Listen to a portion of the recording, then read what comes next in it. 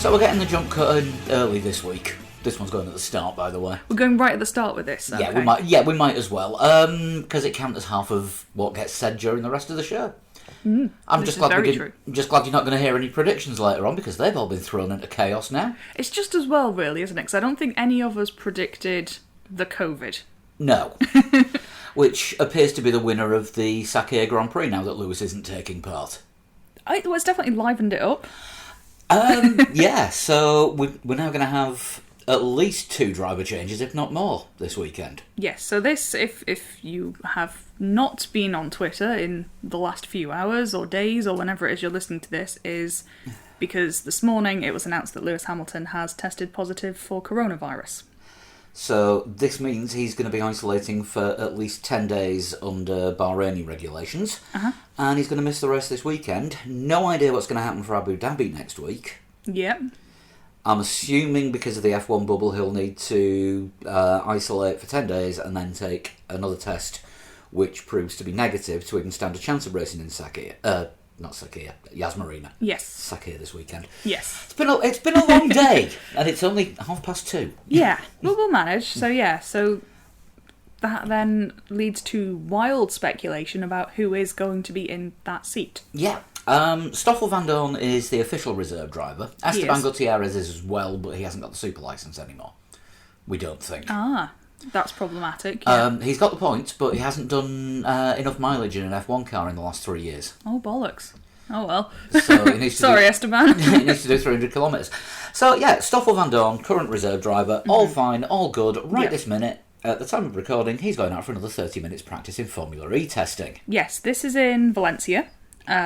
It was always planned that after this test he would go to Bahrain and just be floating around as reserve driver for the weekend. But the rules in Bahrain are that if you're coming in from another country, you have to have had a negative test, a PCR test, within 72 hours of travelling, and you have to have a medical certificate to prove that. So, whereas he could have probably arrived for his test driver duties Friday or Saturday to be there as a race driver, its clock is ticking a bit. Yeah, I mean, Hulk managed it getting to the circuit on the morning of, FP3. Yes, but that's when you've got different rules in place. The Bahrain rules that you have to have this medical certificate to come in. Yeah, so Hulk is another option. Hulk is an option. At the moment, he's not exactly doing anything. No, very true. He probably is floating around near the bubble anyway, because that just seems to be what he does. Yeah, he could get to be the first Mercedes driver to drive the 19 and 20 cars without being a Mercedes driver. Oh no, we can't contradict that later on. It's a really good show we did this week. Yes. Looking forward to you all hearing it. So yeah, Hulk is an option, but the one that seems to be getting the most traction at the moment appears to be George Russell. I think this is the one that makes the most sense. He's there. He's in the bubble already. He knows the circuit as much as anyone knows that particular layout of the circuit because he was on the circuit last week. He's in the Mercedes family. There are other options for Williams about, such as Jack Aitken, who is their reserve driver, has a super licence, and really is not involved in the F2 championship race. Yeah. So could quite easily miss that last round.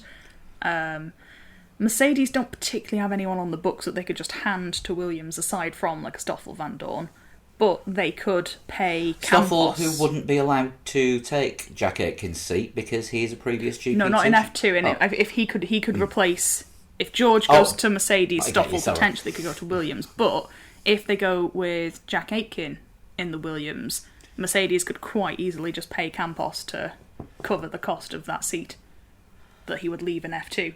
And they could just get whoever they like.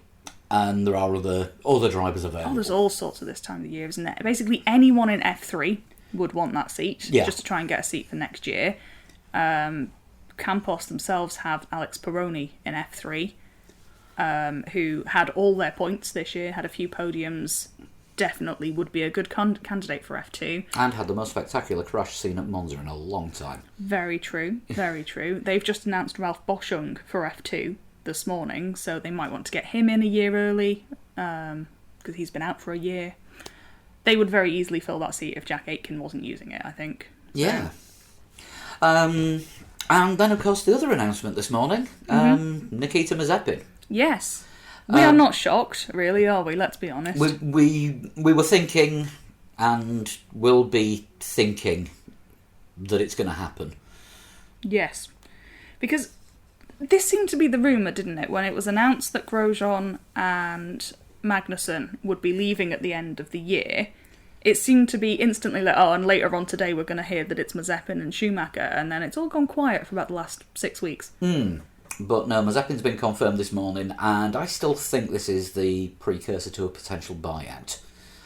Very As possibly. you will hear us discuss with Scarbs later on, actually. Well, we know he tried to buy Force in India, as it was at the time, Yeah, and was a bit pissy about being beaten to it by the Strolls. yeah. That case is still ongoing, apparently. But yeah, I think it's gone. They've bought it. That's it. Yeah, I think they're now suing the administrators. Oh, good. Well, that's always a classy way to go. So yeah, we know they have been in the market for a team. Whether or not they would want that team, I do not know. As we'll talk about that and the pros and cons of that later on. But It's very strange to be repeating ourselves Yeah. when they've not heard no one's heard the thing that we're repeating. yes, more on this later. Or earlier. Yeah, in time there will be a discussion. So yeah, it's going to be Mazepin. They haven't announced Schumacher yet, which comes as a bit of a surprise. Yes and no. I think one, if they announce them both together, Schumacher gets all the headlines. True. Unfortunately for Mazepin, they had obviously pre-arranged this announcement at 8 o'clock this morning, which came about half an hour after the Hamilton announcement. So poor Mazepin, no one's noticed. So yeah, I imagine they wanted to give him his own day. I wouldn't be surprised if they deliberately delay Schumacher until next week so that they can do it at Ferrari World. Oh, of course there is Do the it. big... Who's coming down the roller coaster? It's Mick. Oh yeah, I never thought of Yeah, that. I suspect that. However, we know it is Schumacher because Prema have announced his replacement this morning, which is Oscar Piastri, who is the F3 champion. So no surprises when he goes, because I can't really see Prema getting rid of Schwartzman No. And his Russian money and as well. his Russian money. And Ferrari backing. And Yeah. actual talent. That's kind of the perfect trifecta for a Russian driver these days, isn't it? You know, good driver, good backing, and good engineering backing, and that SMP racing logo on the car. Always handy. Usually comes in useful. I think that about covers it. Oh, there was one other announcement this morning that yes. Red Bull are now not making an announcement on Alex Albon until after Abu Dhabi. Announcement that there is no announcement. Yeah, the news is there is no news. So I think I'm just checking Twitter to see if we've missed anything else in the last couple of we're minutes. now up to date. Oh, and Grosjean is now staying in hospital another day, and he expects to be released on Wednesday. But he did say that he wants to do the last race of his F1 career. I think that's fair.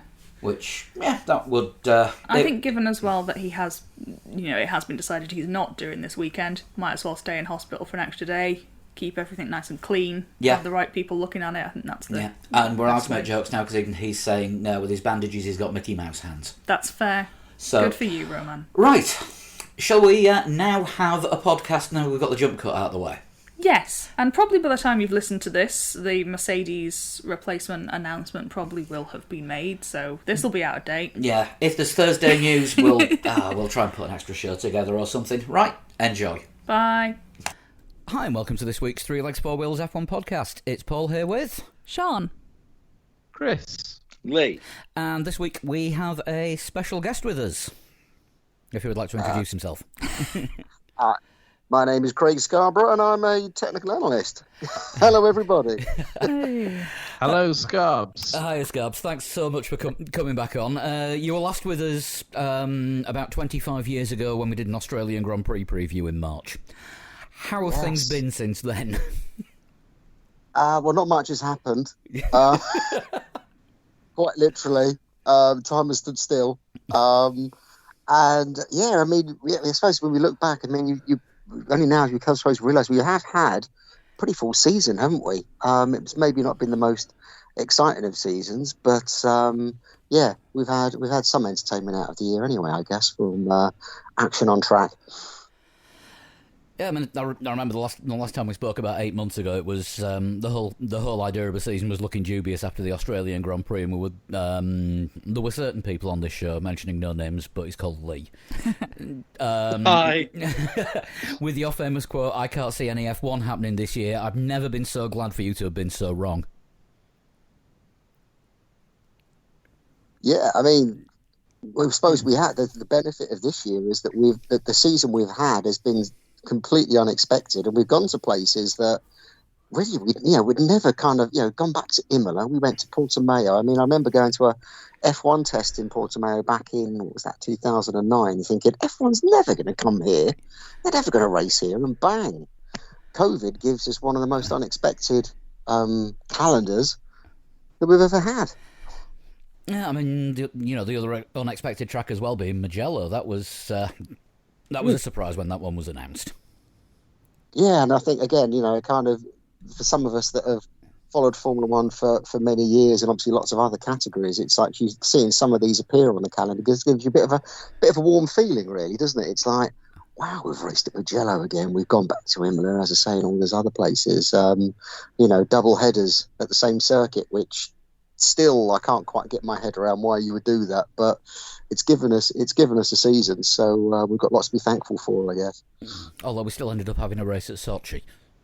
Yeah, well, I mean, I think a lot of these came down to the willingness and the budget of the people to put the event on. Some of them have got obviously the commitment to go racing. Some of them have just got the money to go racing. I think Sochi appeared for one of those reasons, and because I like to continue to travel around the world, I won't tell you which one I think that is. Discretion being the better part of valour. Of course. So, what have you thought of this season so far? It's strange, isn't it? I'm very much in two minds about this year. In lots of respects, I think it's been one of the dullest seasons for a long time because of just the predictability of qualifying and of the races, certainly podium positions and for the front rows and things. And you've got to respect Mercedes for the incredible consistent job they've done since 2014. But it doesn't kind of give you that warm fuzzy feeling that you really want to get excited and sit down and watch the race. However, that sort of the front half of the midfield and a lot of the younger drivers, I think, are the thing that have really set the season on fire.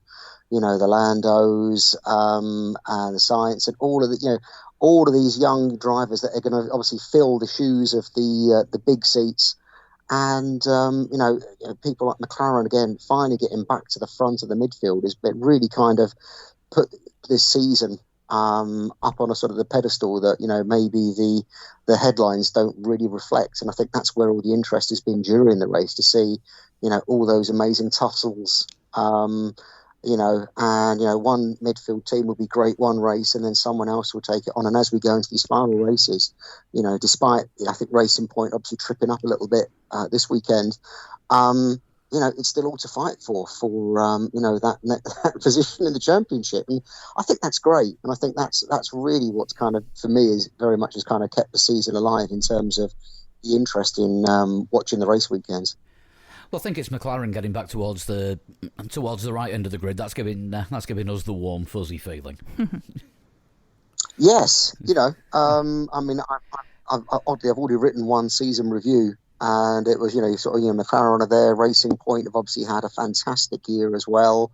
AlphaTauri have really kind of got stuck in there, particularly in the races.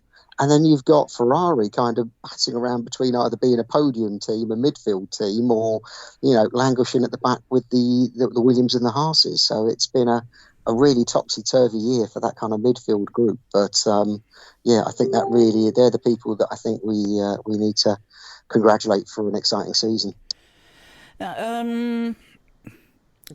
Chris, you've got a question? Yeah, in the same sort of vein, really, but on the same lines of McLaren. With the cars that are going to remain largely the same for next year, does it bode well with McLaren switching to a Mercedes power unit, or is it going to be a problem if they, because they're using a car that was designed with a Renault power unit? It's tricky for them, definitely. I think there will be some of their effort are being watered down in doing the transfer from one engine to another. So that takes some of the team's resources away at the factory. I think of all years, this is the year that you've got maybe some slack at the factory to be able to do that. However, they are a little bit restricted, excuse me, in how much they can change other aspects of the car to suit it. So that will be a little bit of a handicap. But, I think what's been good and what McLaren's resurgence has been over these past few years, because I can remember talking to you a couple of years ago and they were absolutely in the doldrums, is that McLaren seem to be completely on top of their car at the moment. They understand how it's working, they understand what changes they introduced, like they had the new nose midway through this year, and things seem to be working when they're putting them on the car, which obviously hasn't necessarily been the case over the past few years. So if they've got a really good handle on what's making the car go, then I think in the grand scheme of things, the engine change shouldn't really impact too much on their performance for next year. So I think they may have some teething issues, maybe not necessarily at the start at testing, maybe as they get into the first few races and, things they hadn't quite expected to kind of fall out of the woodwork. But I think overall, I think McLaren are looking in a really strong position, because let's face it, that Merc power unit still is the one to have there. And no disrespect to Renault, and I think Renault have done a great job this year in catching up with the Mercedes as the kind of the de facto best power unit out there. I think on balance, I think McLaren have more to look forward to than to fear in 2021. Sorry, Chris. I thought you were going to say something else then.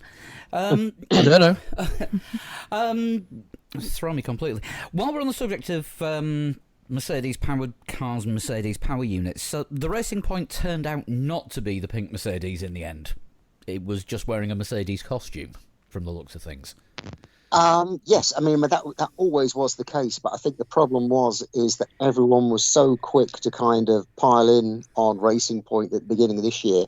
I think the facts, as often has been the case in news this year, not just in motor racing, but in lots of other areas, facts don't get in the way of a good story. And it was always quite clear from testing and from Racing Point very early on is this isn't a complete copy of the Mercedes car. It is the Mercedes aerodynamics and a few other parts applied to effectively a Racing Point chassis.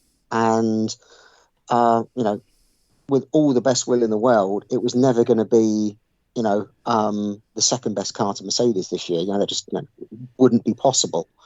But what it has done, it gave Racing Point that leapfrog in performance that they couldn't have done incrementally by developing their old car.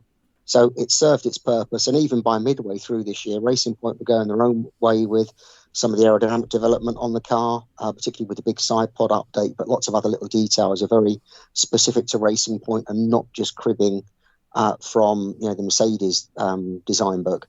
So again, for them, when you look into 2021, if they have got a grip on that car so well, and let's face it, it was absolutely flying, particularly with the classic Perez tyre management race that we saw in Bahrain. Again, they're looking to be in a really strong position for 2021 with lots of stability. I know there is a driver change, and you're not going to get too deeply dragged into that one because it's almost impossible to predict where Vettel's head's going to be next season.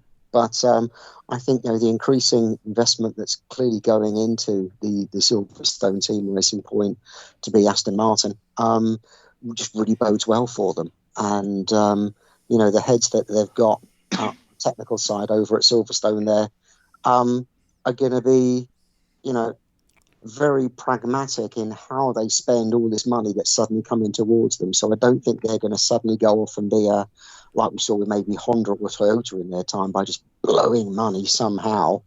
I think they'll really be quite careful and focused on where they put that investment to really get the performance out of the car, which fundamentally is what that team has done since day one. It's just spent its money in exactly the right way to get the most performance, and this whole copycat thing is an aspect of that. Sorry, phone was just going mad. I have muted it, I think. It's definitely one of those nights again.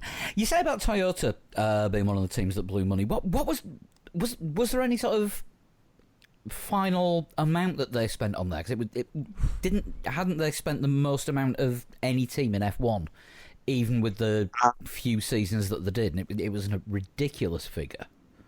I heard that mentioned. I don't know the facts behind it. I mean, they still have that facility over in Cologne. I mean, they built arguably one of the best Formula One factories in the world, and still their wind tunnel is one that is used by the other existing Formula One teams all these years after they pulled out. So, they did invest their money in lots of clever ways, but I think they didn't have that agility and ability to focus on what's important that a good Formula One team is able to do, particularly when you've got lots and lots of money.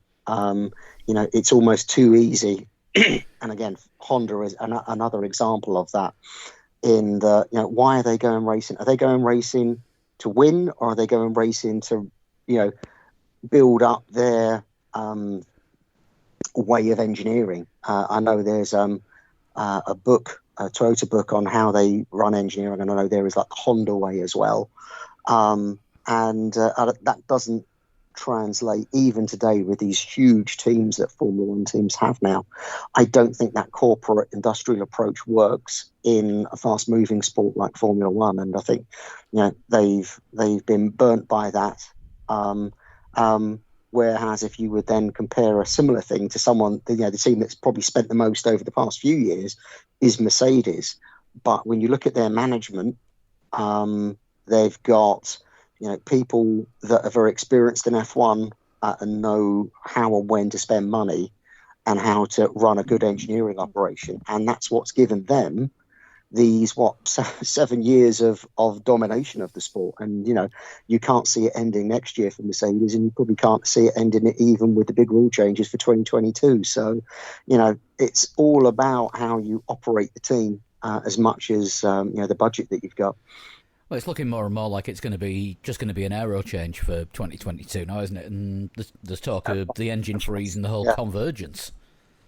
Yes, exactly. Which bodes very well for the midfield.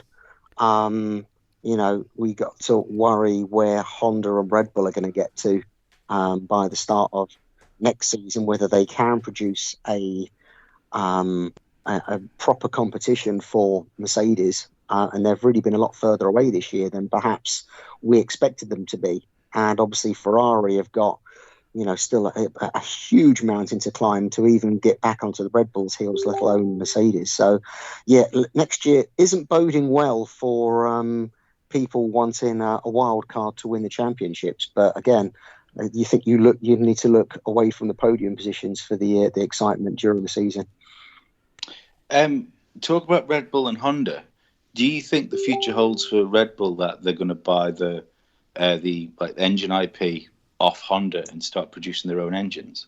Yeah, I mean, I think that is probably the most sensible direction for them, and also probably the most likely to happen.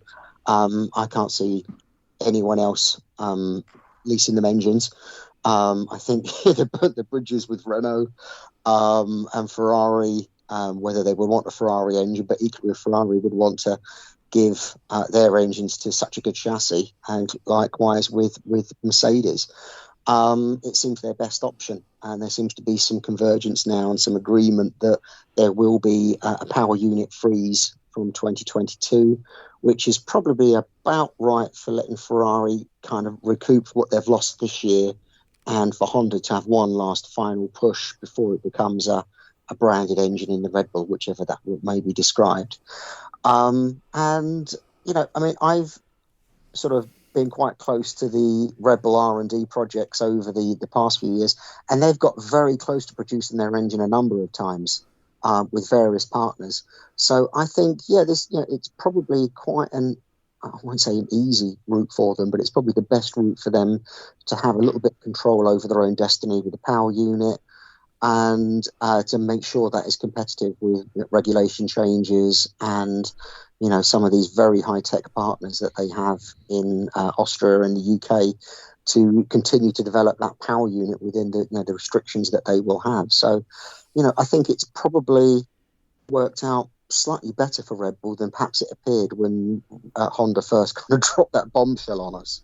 So, so fingers crossed for them, because obviously I think it is important that there are as many engine manufacturers or engine options in F1 as possible. Yeah. Do you think, just to go back to the Ferrari thing, what exactly is it that they got wrong, and can they actually fix it in time for 2021, or is it something that they're going to have to wait for the rule change to be able to reverse? No, I mean, I think Ferrari had gone down, and again, this is all conjecture, I hasten to add.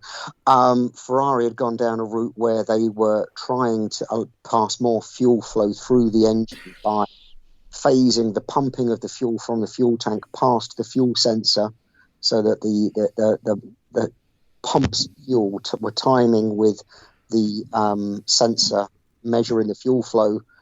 Wasn't sensing, so it only ever sort of sensed the low end of the wave of fuel pulses going through the engine.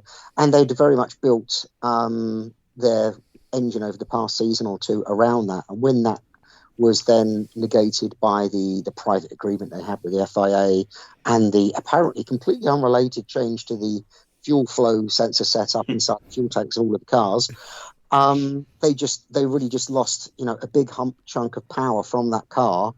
And at the same time, the car that they had designed around what was supposed to be a very powerful engine, suddenly they had a chassis that had the downforce and the drag figures, unfortunately, but the engine couldn't carry that.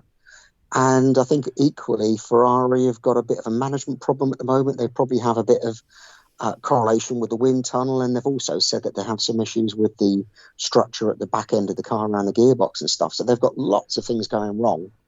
Now, recouping that situation is a big ask for them, and it's going to be a real measure of Binotto and of Ferrari of whether they're able to do that.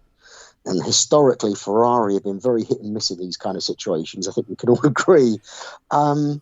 So, there is no reason that they couldn't bounce back with an engine that's competitive and with a chassis that's competitive and with a driver lineup, which I think would be really exciting next year. But equally, it could fall even more to pieces internally with politics and engineering fights and things. So it's just very hard to predict. But it could go either way, and I guess it could also fall between those two stones as well.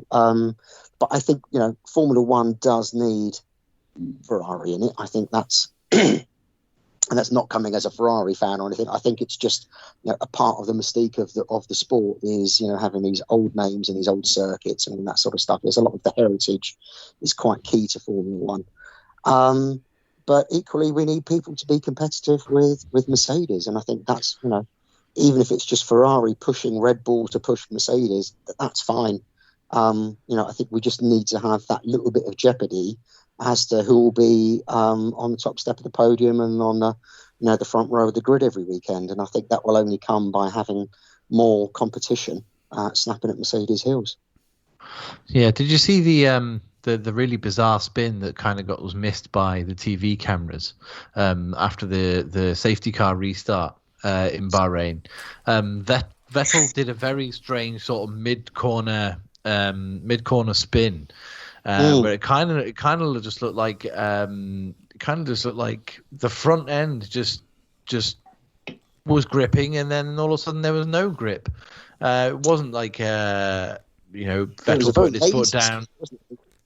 What was your take on that? Is that an aero problem similar to what Williams had a couple of years ago? I think aero is part of this, and it's probably at the heart of lots of the problems they've had in competitiveness this year. Because if they had the aero right, then even the lack of power could be overcome to a degree. And the car just isn't working with Pirelli tyres as it should, and it's something about that rear end. And particularly with the Pirellis this year for all of the teams. And I think, Red Bull are as suffering with this maybe almost as much. Certainly Albon is, but when you see some of the odd spins that Verstappen has, there's just something about these rear Pirellis, and they're not predictable, and they don't slip in the same way as perhaps they've done in the past. And Vettel has really struggled with them this year. And I think it's one of those things. It's ever decreasing circles. They have this problem. His confidence is going, and then the car's not working, and just everything compounds to just be, just an utterly miserable time racing that car. And I think Vettel actually kind of said as much during the race. I forget his exact words, but it wasn't very complimentary to the. No, it wasn't. Undrivable, I think it was. Wasn't it? Yeah, I think that was the key word in that sentence. I forget the rest of how the rest of it went together, but it's just it's one of those things, and I think Vettel's position is very similar to Albon's, but equally when you look at lots of the other sort of spins that we've had this year, and when people have had a bit of a slide and then the car has snapped and completely thrown the car off the circuit, it's there is something odd with these Pirellis. I do a lot of defence for Pirelli in terms of the level of degradation that these tyres need to have to meet the FIA's requirements. But equally, I think we're ending up now with some very unraceable tyres that have got lots of sort of foibles that the team are having to cope with. And I would much rather have. I'm happy to stick with high deg tyres because I think that is part of the putting a bit of strategy into the race with and how it works. But I think all of the baggage that then comes with and how you manage the temperatures of these tyres and how they react to slips and slides is now starting to be sort of detrimental to the racing that we're seeing and to some of the team's competitiveness. Is that going to get made better or worse next year with the 18-inch wheels? Well, that's not going to happen next year. That's going to happen for 2022. Sorry, so 22, isn't it? I still had it in my head for some reason that was going to be next. I don't know when we are anymore. No, and again, everything has changed through this year. Next year, well, obviously they tested in Bahrain early this weekend, or last weekend as it was, the tyres they plan to run for next year, which are a development of this year's, which is technically last year's tyres, and everyone hated them, much like they did when they tested what was supposed to be the 2020 tyres last year. So we will probably end up going back to what is very much the 2019 tyres, which they raced obviously in 2019, in 2020, and now 2021. And I think, these tyres, they're not going to get any better next year. They're trying to cut back the downforce on the cars, but that is really just kind of stopping the aero development briefly, but it will march ever onwards with more and more downforce. And I think next year the tyre situation will be much the same. 2022 with the new 20-inch wheels, I mean, again, it's one of those things you simply can't predict it. They could be a huge improvement. They could be even worse than the tyres we have now. It's you just have to hope that Pirelli do a really good job with them. But it's that step for 2022 is going to be a massive one, not least because of all the other changes they're making to the cars. But that tyre change is sort of fundamental to the dynamics of these vehicles. I'd love to have lots of optimism, and I'd love to be able to say I think Pirelli are going to absolutely knock those tyres out of the park and all that sort of stuff. But I'm not sure if I have that level of optimism. That we could predict that these are going to be great race tyres. I think we just have to see how they shake out. Is the big problem for Pirelli that they haven't really been able to do much testing this year? I think that's an aspect of it. Certainly will be an aspect as we get to the 2022 tyres. But I think it's almost how to describe it, a philosophical way of doing things. Pirelli have a way of making a tyre which is different to the way Michelin would make a tyre, for example, or any other manufacturer. And something about these Pirellis come with all of these awkward aspects to them. The temperature sensitivity, the runaway, thermal runaway you get when you start to slide these tyres, how they react when they do slide and then grip again. You potentially wouldn't get that with, and I use Michelin as an example, not because I think they would necessarily do a perfect job, but they would just be a different type of tyre. And it's it's a bit frustrating that Pirelli don't seem to have ever got on top of these problems. And I don't think it is just track testing. I think it is a mentality thing on how, what they want to invest in developing these tyres and how they want to make these tyres. So I don't think increased testing would necessarily change it. I think it's just the way they've chosen to go down this path, and they don't seem to have that desire to make a change there. Well, Michelin had their own problems a few weeks ago in the MotoGP, didn't they? Because the track was 5 degrees too cold for the operating temperature on the bike tyres. I've never seen that before. No, I mean, again, these odd seasons and races at funny times of the year, and I think the weekend before last is a classic example of you really didn't expect weather and conditions to be like this, but it did give us quite an incredible race. Tyres are, a big chunk of it is science, and a big chunk of it is still black magic, and you can't design a tyre, you can't predict through simulation exactly how it's going to work and how it's going to operate on the track, given all the different cars, all the different track surfaces, all the different climatic conditions. But still, I think we'd like to see a bit more consistency, and the talk being much less about the tyres and much more about how good the cars are or the drivers are than how good one particular team are able to just operate these tyres sometimes. Because if that's the case about one team being able to get the tyres right, we're going back to the days of Bridgestone making tyres for Ferrari, and anybody else that uses them, well, they're there if you want them. Yeah, I mean, it is a bit. It is a little bit like I think Mercedes have done incredibly well over these past few years to really get their tyre management under control, and that is very much comes from the engineering side, but in particularly with the way that Lewis is able to manage tyres during the racing, understand what they're doing, translate that to the team, and when the team then need him to do something with the tyres he's driving, can somehow get that. I think it's a very complementary relationship you've got there with the tyres of the engineering team and the driver, and I think you see maybe less so with Bottas in that team.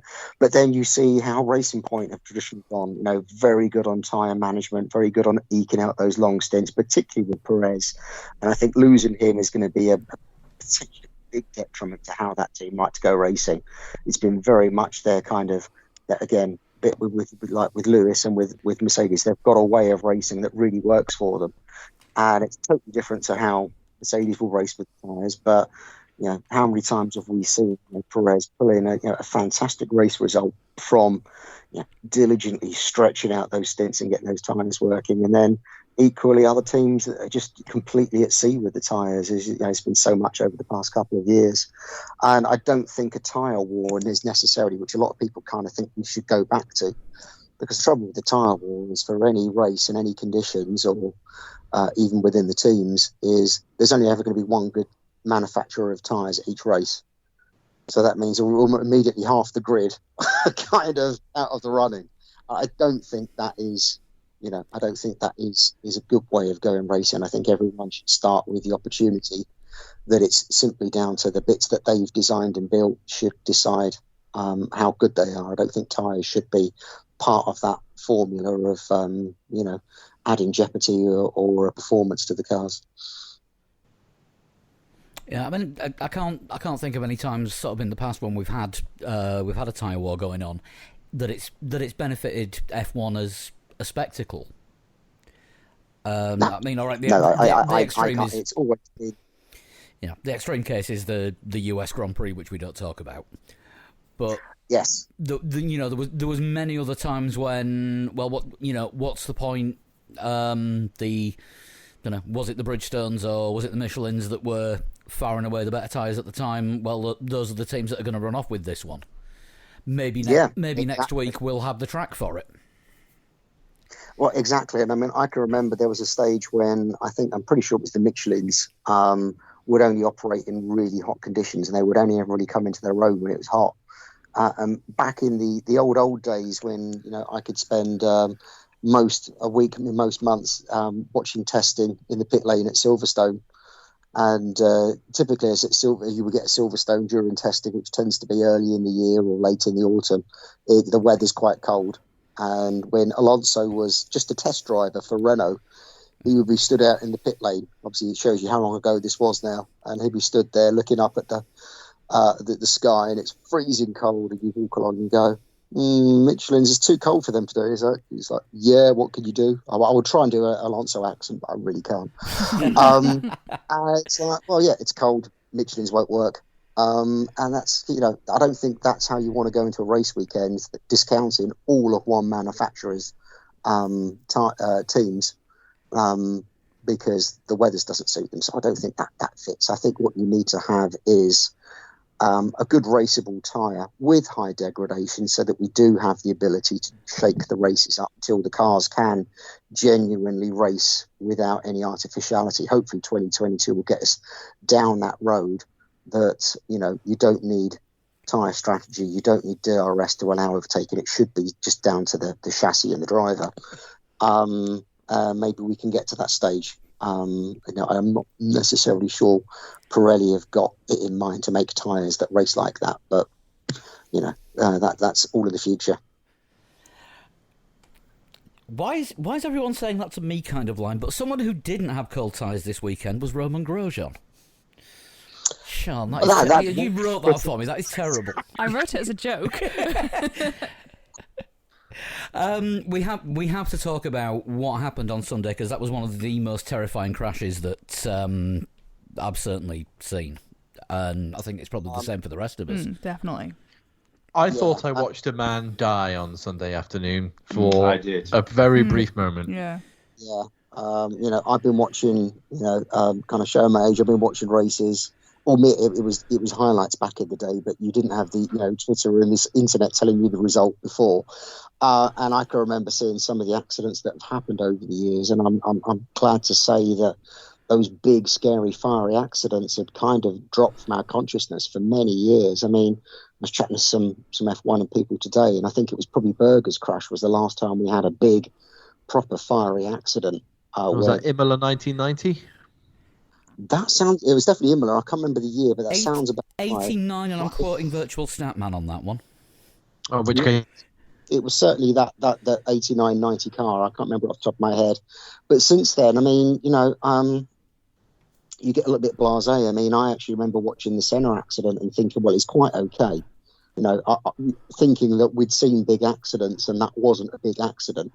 Obviously, I think the reality, sadly, was slightly different. But for many years, you look at the crashes and you think, "No, that's all right. They'll step out of that." But when you suddenly now and again see that ball of flames, and knowing what we know of how strong and how safe these cars are nowadays, thinking, "Well, what the hell's happened there?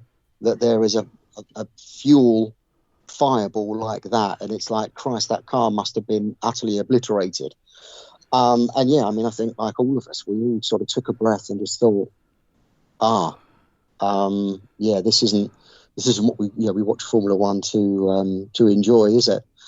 But I think there's lots that comes out of that accident that can make you feel a little bit reassured that there's lots of good stuff that has happened over these, sort of intervening years to really make these cars safe, that allows that accident to be survivable. Although there are lots of lessons we need to learn from that. And I tweeted about that yesterday. I think there's lots of things that we can look at that and think, okay, well, that's not what we thought was going to happen, but let's think about mitigating that in future regulation changes. So I think it's another one of those kind of pivotal safety moments in F1. No, I think we've all seen the videos now of Roman in his hospital bed or in his armchair next to the bed. Incredibly unharmed for an accident of the severity that we saw there. So, I think there's a lot to dissect in sort of stepping through that accident. Do you think like the immediate thing that can be done is just more tech pro barriers? Again, I don't think you can be very prescriptive in saying tech pro barriers. I mean, I think every potential barrier site or obstacle or whatever it is that you need to counterfoil around the circuit needs to be considered quite carefully. I think that people were saying, well, there should have been tyres in front of that barrier, and actually that could have made it even worse, as difficult as that may be to say. So I think there does need to be some consideration of where the barriers are, and I think we will now go through a phase of where everyone becomes very jumpy about your barrier types at different points on the circuit, which is the kind of the natural reaction to accidents like this. But yeah, I mean, I think certainly circuit safety. I think, you know, if we look at some of the worst accidents that have happened, it's not so much the cars as it is the architecture around the circuit that has been at fault, whether it be, you know, trucks coming onto the track or where barriers are positioned and stuff like that. So I think there does need to be some work on that, and there does need to be some work on the cars as well.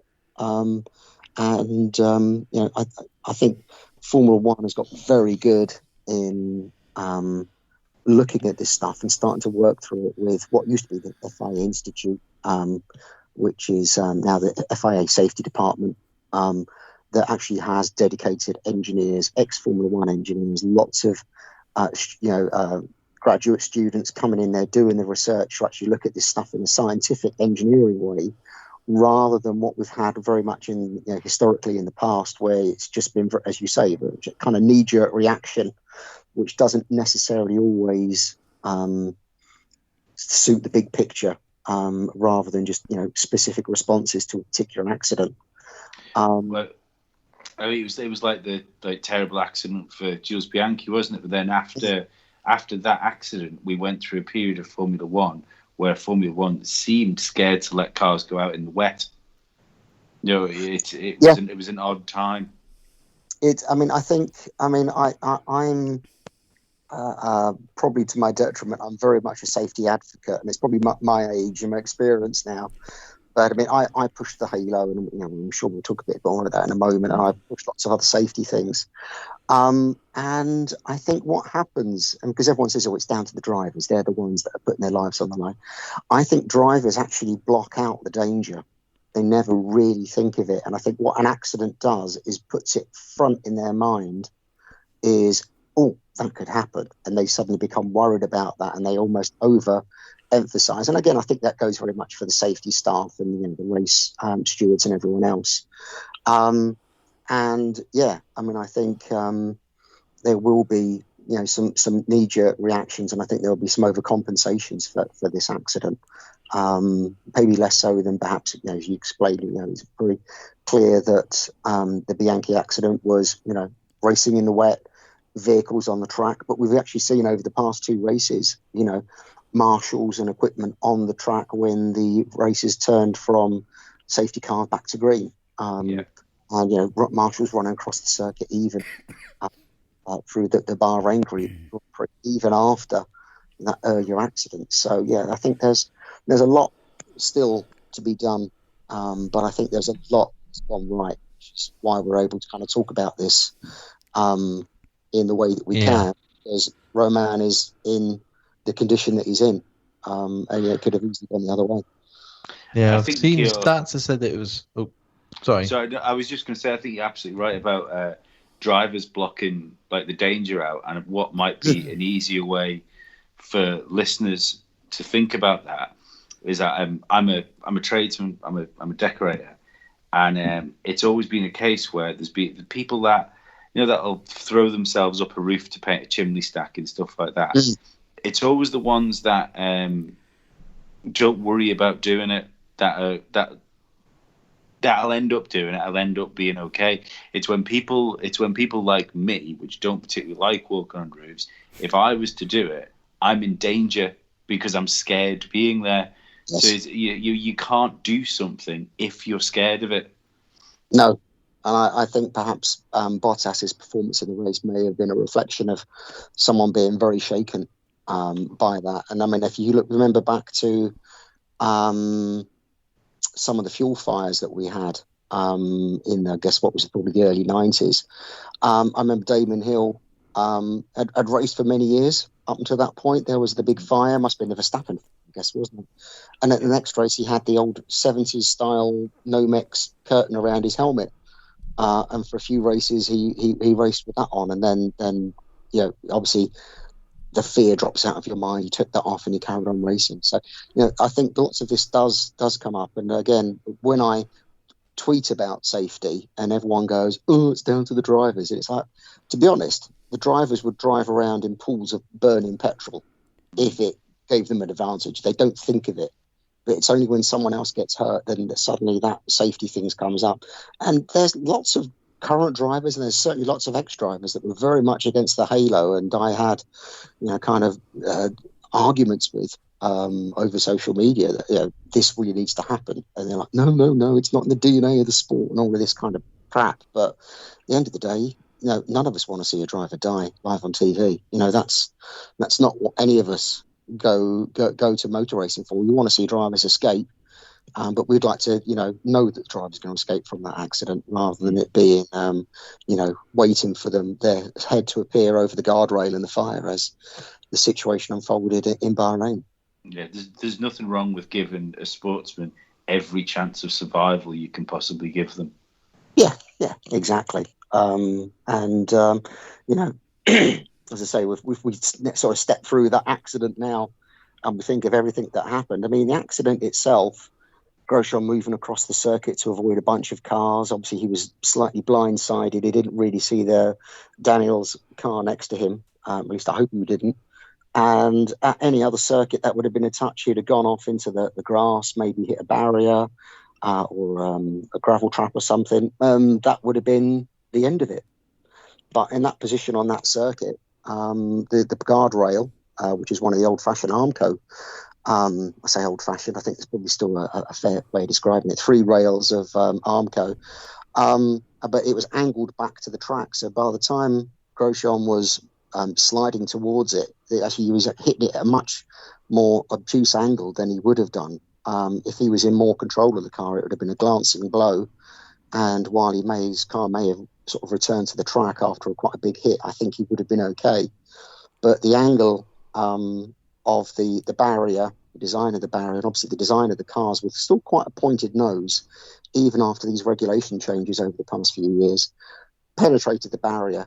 And I think one of the things most people noticed is that there was no evidence of either the front wing or the nose cone post-accident. It didn't fly off. It looks like it did its job, completely crumpled, started to slow the car, but then the car was by then stuck into the barrier, which then starts to bring, because of the natural weight of the car, starts to flick the car around. So he went in nose first, the back of the car spun round, and it looks as though potentially that post that was still quite evident in the photographs after the accident may have served to either snap the engine off or certainly halt the monocoque's movement, and then that led to the back of the car breaking off, which a lot of people again have been quite I think they're slightly missing the point in the car snapped in half and that caused the fire. That's not strictly speaking exactly what went on there. So obviously the monocoque and the rear of the car parted company. The rest of the car moved not very far down the track, which shows you the amount of deceleration. I think they said it was over 50 G from 137 miles an hour. I mean, that's a big stop. I mean, even without the fire, anyone subject to that, I mean, clearly Romain has got very little in terms of obvious injuries, but probably by tomorrow the bruising and the injuries from the deceleration will start to affect his body, and he will be feeling very ill, way beyond the burns that he has on his hands because of that deceleration with the seatbelts and everything else. It's testament to the safety features, really, isn't it, of the car, because the halo and the monocoque were still intact. And let's not forget, Romain Grosjean got out of the car the wrong side of the barrier. The front of the car was the Marshall side of the barrier. Yeah, and I think the car had actually moved by the time we saw the pictures of the car after the accident. I think it actually, at that point, it looked like more of the car was actually the other side of the barrier. And I think it's tipped a little bit afterwards, which shows you, again, it's lots of things really helped him there. So we already had the frontal protection that slowed that initial impact down. Then you've got that safety cell and the halo, which admittedly did pass through that barrier. But without the halo there, I think certainly he would have had a head injury by being struck by the guardrail. So I think that's one aspect. But also the halo then kept that guardrail away from him and gave him his safety exit. Now, one of the biggest counter arguments to the halo is that if there's an accident, it's going to trap the driver in the accident. And I think we saw two incidents at Bahrain, obviously Grosjean, but also with Stroll, is that the way the halo sits above the cockpit, it actually gives the driver an escape route. Because when a car's inverted, like we saw with Stroll's rather odd accident, he climbed out quite easily because the car tipped to one side and the halo's stopping the car being too close to the circuit, preventing him escaping. And then with Grosjean, he climbed out, as you quite rightly say, the other side of the guardrail through the top of the halo. So the halo really did its job there. The rest of the safety cell also did its job, that his legs weren't mangled in that initial impact, which again would have prevented him from escaping and almost would certainly have led to a fatality. But then again, this question of the car splitting in half. So this is all kind of part of the mechanism of crashing. So what you want to do is all of the bits attached to the car, you really want them to break. By braking, they're absorbing energy. But also with the engine and the gearbox, the back end of the car, which is like half the weight of the car, so that's like a 400 kilo piece of car. By that breaking off, that means that you've got a much lighter survival cell that the driver's sitting in, which means that it's the deceleration is you're only coping with a 400 kilo piece of car, probably much less by the time the suspension and everything is broken off. You'd leave a much lighter piece of vehicle, which can be much easier decelerated, rather than an 800 kilo car trying to be pushed through the barriers. So that helped. And I think actually by that rear end of that car breaking off, seeing the crack that was around the front of the monocoque, if it hadn't, and you can imagine because the car went speared into the barrier and then spun tail around, if the engine, the back end of the car was still attached to the monocoque, that impact would have been taken by the footwell section of the monocoque, basically where the front of the halo connects, and then that's got a square section of the car goes from the cockpit forwards towards the nose. Yeah. That probably would have failed even further, and it probably would have snapped in half, and that would probably have, if not broken Romain's legs, it may well have even, literally taken his legs off, because I think the car was simply split in half at that point. So that breaking off probably allowed Romain to escape with his legs, and therefore survive the accident. Having said that, on the other side, the way that it did break off is that part of the back of the monocoque, which forms sort of the side of the fuel tank at the back of the fuel tank, actually broke, and that was in that kind of flick as the car spun around. And part of the monocoque has been ripped off, and it's actually still attached to the front of the engine. If you actually look at some of the better pictures of when they look into that kind of the front shape of the rear of the car, you can actually see that the carbon fibre part of the monocoque was still attached to the engine. So that's one of these lessons that we need to learn. It's like, why did that happen? Why did the bolts not fail? And why did it take some of the monocoque with it? But equally, the problem that caused wasn't so much in that it broke the monocoque, but where it broke. If you remember back in the refueling days, we used to have the fuel filler very visible on the sides of the cars. Mm-hmm. You still have that. Yeah. And it's just a little aluminium hatch, which they have the various connectors on, which they use to fill and refill the tank. Now, the monocoque tore off, and it took the fuel filler, which is bolted to the monocoque side, but that fuel filler, the other side of that, is also bolted to the bag fuel tank inside the back of the car. So what happened and what caused the fire wasn't so much that by the monocoque ripping off that the bag tank inside was ripped and the fuel leaked out the bottom, as perhaps I think a lot of people expected. What actually happened is that fuel filler was ripped top of the bag tank. Now, by that point, it's the start of the race. You had 110 kilos of fuel on board, which I think equates to about 150 litres, if I can remember my translations.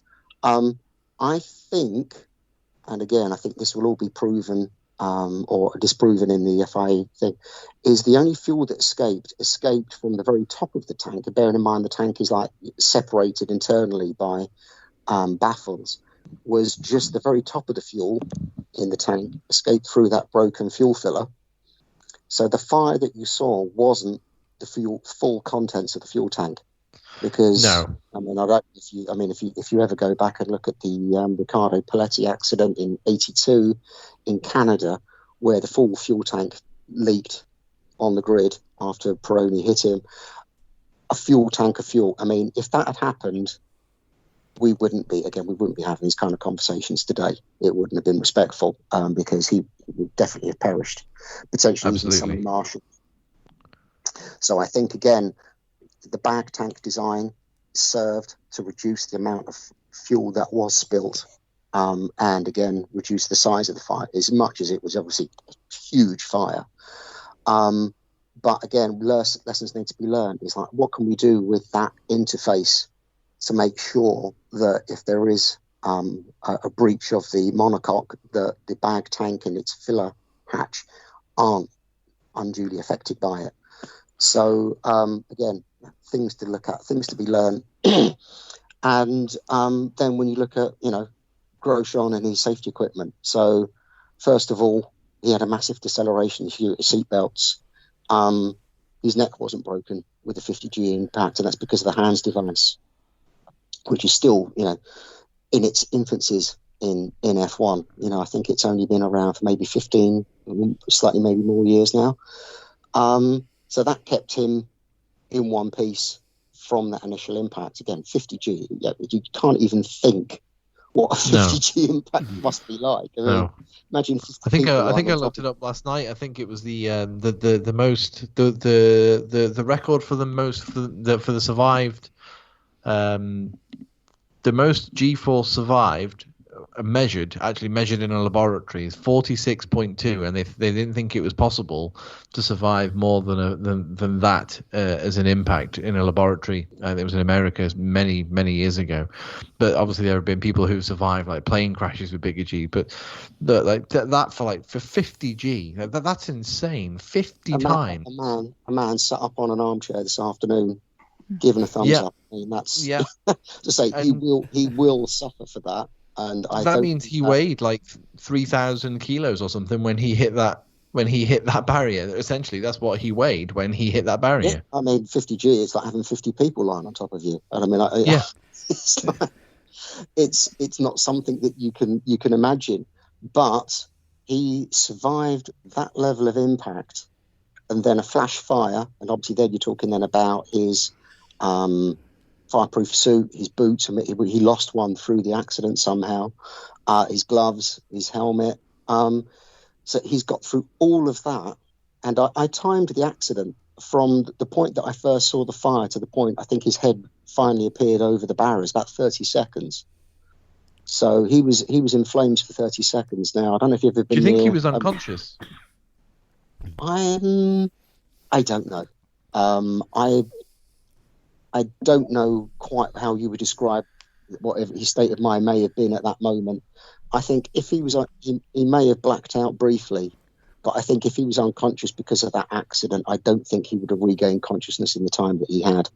I think it was much more about just working out where you are and what you got to do next. Because obviously, he was out of that car pretty rapidly. I mean, you've got to think that he's lost his boots, so there's a story to be told what happened there. So I presume it was caught on something potentially inside the car or on the way out. He had his belts to do.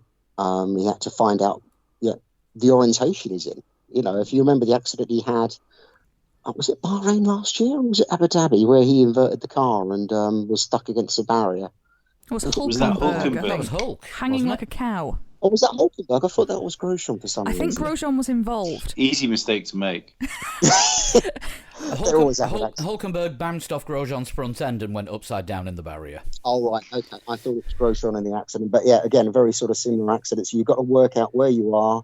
You've got to then get yourself out of the car. And then even if you imagine you just standing up, it's like, what direction do I go in? There's just, so much instinct, so much, questions how the hell he did it. And obviously by then, and again, the other aspect of this, the result of this accident was the fire extinguishers getting on site, the medical car being there within seconds of the accident. By the time they were actually out and by the time they got to the barrier, Grosjean's head was above, and that was all over in 30 seconds. I mean, it's just a level of response that you just really almost can't imagine. And all of these things which have been practiced and have been improved over the years with the work by, going back to sort of Jackie Stewart about, fires and crash helmets and seat belts, going through to Sid Watkins, with the circuit safety and the medical cars and the facilities that they've got, Charlie Whiting, and latterly, the FIA safety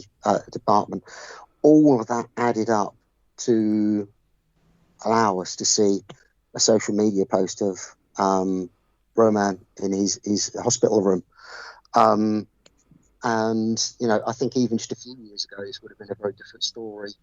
But hopefully, potentially, in a few years, the same situation could arise, and it would have just been, we'll delay the start, and there'll be no conversation to have after the accident. There'll be no fire, there'll be no issue about the safety barriers, and we can look at other aspects of safety which kind of still need to be looked at in Formula One, as much as they're forever kind of marching forwards with it, with a big announcement earlier this year with quite a lot of wide-ranging investigations that FIA were going to go into. But I still think there's other aspects of car safety, which is probably maybe my area of expertise more than other areas, that do still need to be looked at and worked on.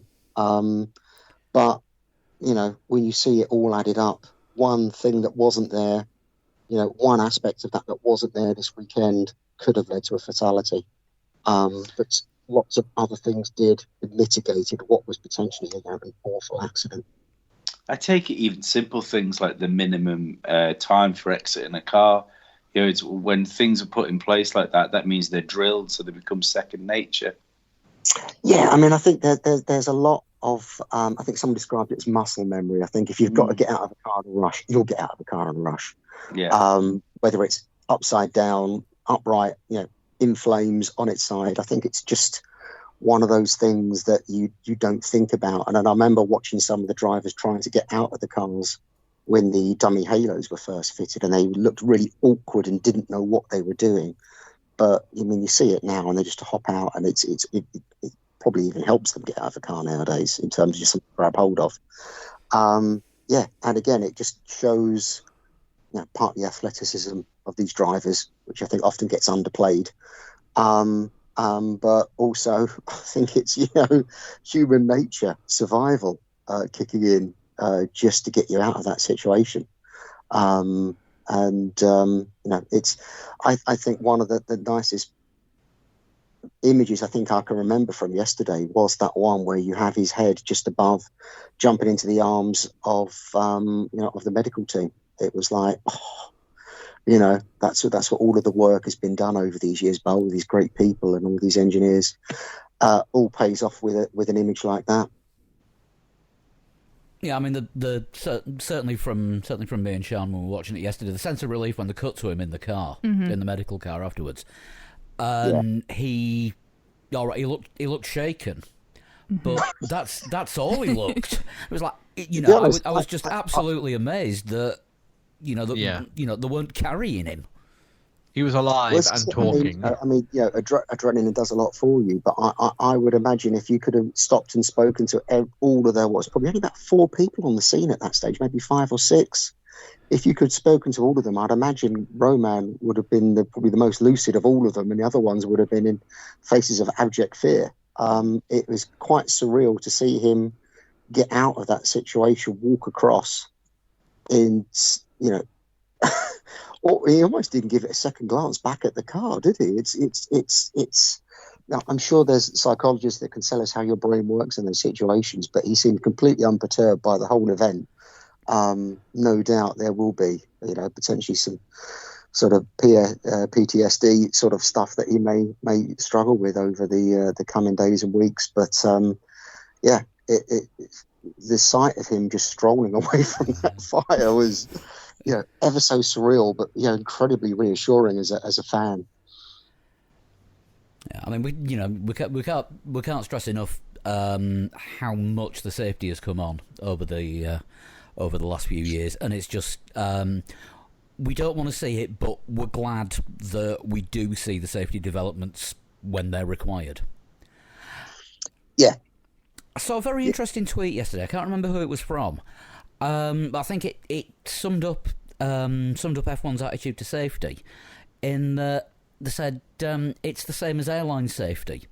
All these measures are put in to stop things happening again. Yes, it invariably. I think it's a good and bad way of putting it. Invariably, these things tend to be reactive. You tend to need something to kick off these changes. Obviously, most of us who can remember like this at the Senna accident, kicked off a huge amount of safety changes. Sadly, again, the Yankee accident. It tends to be, accidents tend to be a catalyst. And unfortunately, that does tend to, as mentioned earlier, it tends to be a bit of a knee-jerk reaction to whatever's just happened. But I think, F1 has got a lot better, certainly with the current safety department, that are much more proactive at looking at potential situations, and they're kind of maybe not ahead of the curve at the moment, but they're certainly catching up with the curve and introducing things before they become a problem. And hopefully that will get to the stage where we're thinking of things that may have only happened a couple of times in the past, but there's that potential there, and it's a simple thing, which these things invariably tend to be. I think they're much like the regulations. They're getting now much more science-led in doing this, rather than kind of the Jean-Marie Balest or Max Mosley or John Todd kind of going, we must do this, and then everyone quickly finding a solution just to that.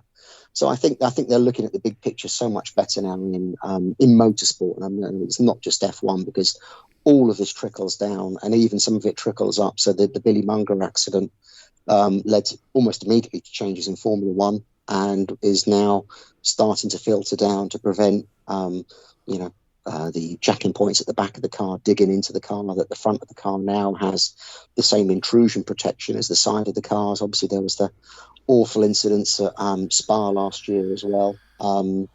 There's always lessons to be learned. There's always more data to be had. And I think it's not down to us asking the drivers or asking the fans whether we should have this. It's like, is there a safety improvement we can make? Then make it. It's that there shouldn't be an awful lot of argument, and there shouldn't be a lot of emotion involved in it. It should be down to some hard figures. The Halo is a classic. If we'd have asked, I remember being at the launch of the Mercedes last year, and Toto Wolff says, we should take a chainsaw to it. Let's cut it off. And it's this was it was 2018. This was where we met, and we actually opened a show with that very quote. yes, that's right. Crikey, seems a long time ago now. Even actually, the amount of grief I got for promoting the Halo, and there's one guy on Twitter. I say a guy, I presume it's a guy. One account on Twitter is, whenever I post any pictures of the Halo, and I find it quite funny now, but at the time it really wound me up, he would immediately respond with the vomit emoji with all the green and it's like, come on, this is like 2 years after it's been introduced now. It's like time to kind of let it go. But it was proven to be a step in the right direction. I don't think it's the final solution. I think there's still the screen to be discovered, and I think IndyCar have kind of jumped up slightly ahead of the curve there, oddly, with the Red Bull development, which I find that's a strange one. That is a very strange situation. And again, I think the last time we heard from the safety department, they weren't talking about a big step change in the design of the Halo. They were doing the cheaper Halo for the lesser categories, so it's made of steel rather than from titanium to manage the costs. But I think that again is one of the areas that needs to be looked at, the driver's seat, but particularly circuit safety, because that is that's what hitting other things is what's happening now. So it's these glancing blows and sadly car-to-car contact. And again, I think there's some of the work is being done for the 2022 regulations, particularly with side impacts, that is still an obvious weakness in these cars, as will always be. If you look at road cars nowadays, side impact performance in terms of impact protection is massively increased to where it was even just a few years ago. And race cars are particularly vulnerable. So lots more work to be done, and probably lots more arguments with fans as to whether things should be introduced or not because they're ugly. We'll have to go ahead, but I think everyone's work has been rewarded by the time we got to the end of what was quite an eventful Bahrain Grand Prix all round, if you think of the incidents and the bangers and stuff going on circuit. Yeah, I mean, this seems like as good a time as any to sort of move on to a race review, really, because we can give it a go. Like you say, Craig, there was a lot going on. Doing the usual front to back thing, we're actually going to be starting with Racing Point, who were the only team to get a double DNF. Yeah, that there was only a few retirements, and if you look at the people that did retire, they were all fairly dramatic. Stroll, just one of those accidents, really, wasn't it? The result was perhaps a bit more dramatic than you would have expected. Although followed by a very casual radio message of guys, I'm upside down. Yeah. Yes. I don't quite know how these drivers kind of cope with that, but big blow. I think the biggest blow was that great drive from classic Perez drive. Managing tyres, working with the team, getting that car in the position, and really, he wasn't putting pressure on anyone, and I know Albon wasn't that far from him at the point, but fantastic drive and a rather unusual. Normally, when we see an MG UK failure, that just stops the car on the circuit, doesn't it? They just kind of grind to a halt, or they just lose power.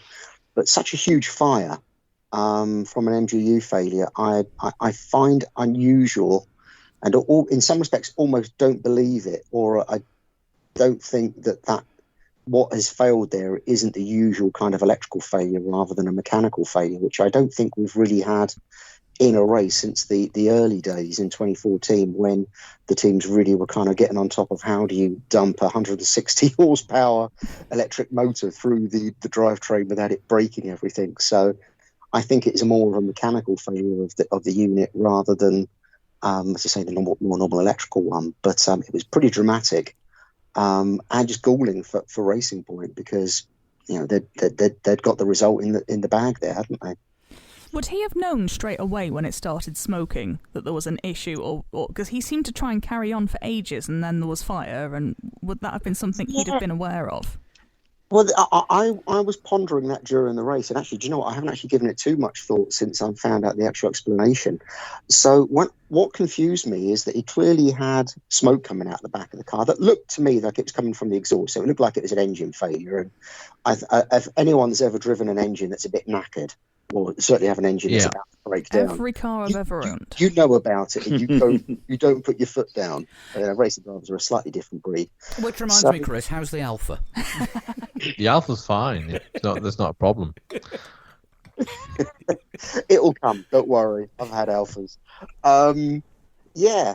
So I think now, knowing that it was a problem with the MGU, he probably would have thought it was more their kind of classic failure, where you just don't get all of the ERS boost that you would get along the straight. So he probably was actually putting his foot down a bit harder to get more out of the combustion engine than from the hybrid system. So it probably does explain why he caned it quite so hard, until obviously it just kind of completely fell to pieces, which probably took a lot of the engine with it, I would imagine.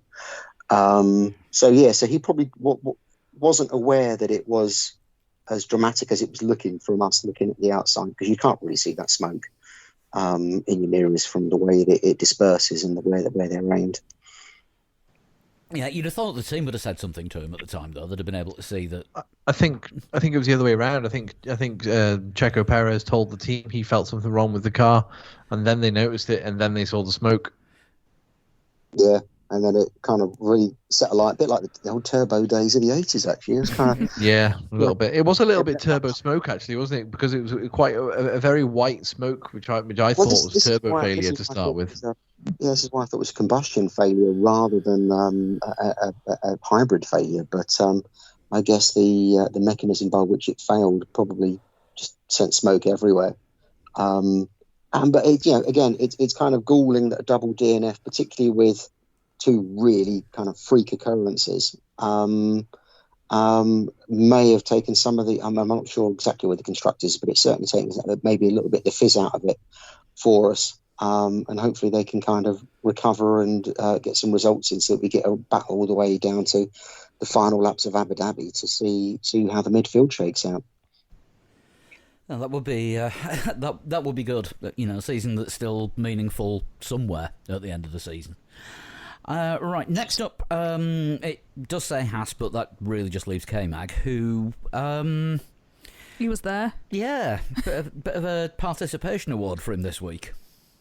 He took part in the weekend, and you can't really say much more.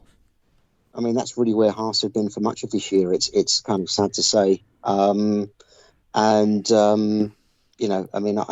think I can be quite critical of both of their drivers at various points. But I don't think, the situation this year is wholly down to them. It'd be interesting to see exactly where they go next year with drivers and with their approach to the team, because I think now that their approach is starting to has bitten them too many times by literally just buying everything from Ferrari and running it, rather than starting to bring in their own parts to the car, so that parts that they've designed, parts that they've understood, parts that they can obviously resolve issues with and develop through the season. I think simply just making the minimum. There's certainly with Ferrari as a partner, and I don't know if that's down to the rules or just down to the way Ferrari work, but yeah, I think they need to mature a bit as a team now, as a constructor. And this I think this day was going to come from excuse me, from the very first time I spoke to Gunther Steiner before they started. It's like, what point are you going to start to be a real constructor, in inverted commas? I think that really needs to kind of happen now, or else, they're just going to be consigned to chance whether they've got it all right and whether what they've got from Ferrari is working in their setup. It's just. When you asked him that question, was his answer repeatable in polite company? Well, you've got to remember this was pre Drive to Survive, Gunther. And do you know what? And all I've chatted to him a lot, and he's one of the guys. He's very much one of the guys in the paddock. This might sound like name dropping. He is one of the people you can just go and have a chat with. And I've never actually noticed him swearing. Probably does a little bit, but it doesn't come across as much as it does on the TV. But no, his response was, look, we're going to stick to the listed parts approach, which is this, when you buy everything that you can, apart from the bits that you have to make. And he says, we're going to stick with that for a few years and see how it goes. But I don't see them, that switch doesn't seem to have kicked in at all. And that's, for me, that's concerning. And does kind of consign them to, what's the word? Also ran status? Prisoners of Fortune, I think is the one. Some reason I had an A-Team reference in my head, and I think that was something else. But yeah, I think they do need to think about how they go racing, and I think also that how they choose their drivers, because I think that partnership, had become very stale within the team, and I don't think it was constructive anyway, having those two drivers in the team for so long. I think it's actually been maybe slightly detrimental to some of the results in some situations, but fundamentally I think the problem is with how Haas choose to make a racing car rather than the driver choice. Yeah, 'cause I mean, when they came in, Chris, you were sort of singing their praises, but maybe this is the way to do it, the off the shelf flat pack approach, and it did look good at first. Yeah, it did to start with. But it's, and I think that's exactly how it's designed. I mean, it's almost partly the Racing Point approach for this year was taken a little bit out of that book. And equally with AlphaTauri as well this year. It's a great way of making us, if you bear in mind Haas were a brand new team, making a sudden step up to competitiveness compared with the slog that Caterham and Manor had over those years. It's a great way of getting up on the ladder, but it doesn't get you any further steps up the ladder after that. And if anything, you may actually start to make a few steps down. And I think that's where we're at. So it's a short-term thing, and Haas now have been around for quite a few years. I mean, I actually forget exactly how many it is, but what is that? 4-5 years now, is it? 5, I think. I think this is 5, isn't it? This is the 5th year. Yeah. When was it? 2016 they started. Yeah, that sounds about right. Yeah.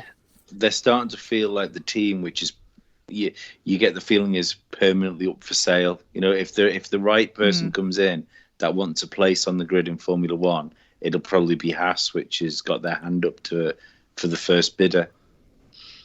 Yeah, the trouble is what are you buying? You're buying the entry, but they're not a constructor. They don't, it's their partnership with Dallara that is the, you're really just buying an entry, and some offices really. It's may make it cheap to buy. I would imagine Gene would be happy just to close the doors and pack up and stay in America rather than feel that he has to sell the team before he quits. And I reckon they must have got pretty close this year to having some deep chats about where are we going, how long are we going to keep at this, and if so, how are we going to carry on? It must be very hard for those guys making decisions. Do you think it'll be difficult for them to pull out next year with the idea of new rules and the chance that they just might end up with a competitive car? It seems like if they're going to race next year, they'll probably stay for 22 to see what happens. But the question is do you want to put that investment into a 2022 car? Yeah. I know they've signed up to the Concord Agreement and lots of other sort of contractual stuff, but that's always there just to be broken anyway. But yeah, I mean, I think there's some soul searching to do in that team. And I mean, for me, I think it would be sad to lose them. I think they've been certainly with Gunther on TV have been entertaining. And I think it would have been nice to maybe if they brought more American razzmatazz to the sport. I don't think that's necessarily been there. But again, I don't think we want to lose any team, do we? I can't think of anyone on the grid that we'd be happy to lose. Maybe Mercedes could take a sabbatical that we could cope with. No, I think when they lined up for the first race in Australia in 2022 and they're there as Mazepin Ural Chem Racing, they'll still have a little bit of the old Haas with them. Still think that's going to happen. Right, we've got Alpha next, and again, participants just raced each other, didn't they? Yeah. 15th for Raikkonen and 16th for Giovinazzi. They actually looked like they were having fun out there against each other. Yeah, Raikkonen broke a front wing at some point, didn't he? I can't remember how now.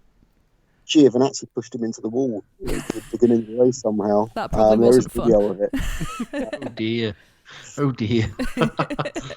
It's interesting, actually, isn't it? I mean, I think they've been hobbled a bit by the Ferrari engine, and I don't think that their chassis and their car performance is really there either.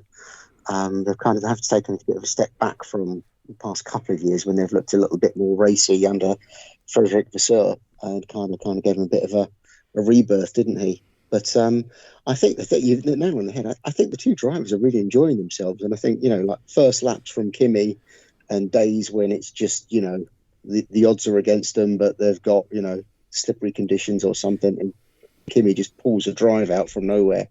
I think they are enjoying themselves. I don't know what their lineup will be for next year, but same again, isn't it? Yeah, they've both been confirmed. Oh right. Oh yeah, because Giovinazzi was confirmed this weekend, wasn't he? I forget about that. Yeah, I mean it's kind of a little bit sad to see them kind of struggling and not being they're that sort of bottom half of the midfield, really, aren't they? They're a bit of the tail enders with Haas and Williams, which is a bit sad. But I think the driver performances really have been the standout thing for Alfa. Amongst themselves last weekend, but in other races, just suddenly bringing it on. Yeah, because there's been times like, there's an Alfa in the points. How did that happen? Well, there must have been holding things back. I think they're one that aren't afraid to try a slightly different, strategy as well, which can help sometimes or hinder. Yeah. Yeah, but it's like the tyre war. One's going to be right, one's going to be wrong. Mm-hmm. But when you got somebody like Giovinazzi who, the best way to describe him is terrible at qualifying, but amazing at starting. I think this was the first race this season he's not gained places off the line. Right. Oh, okay. No, I believe the last race he managed that, but when he qualified in the top 10, he lost places on the first lap in Turkey. And then you see Kimi doing some of those, like the couple of races ago, that wet start, wasn't it? I mean, you can just see where a bit of enthusiasm and an opportunity and some experience just really pay off, and it's just just going to go past everyone, even if I then get in their way for a few laps while they overtake me. But well, you take your moments of glory when you get them, don't you? And when you get old, the few and far between, as I'm well aware before anyone says anything.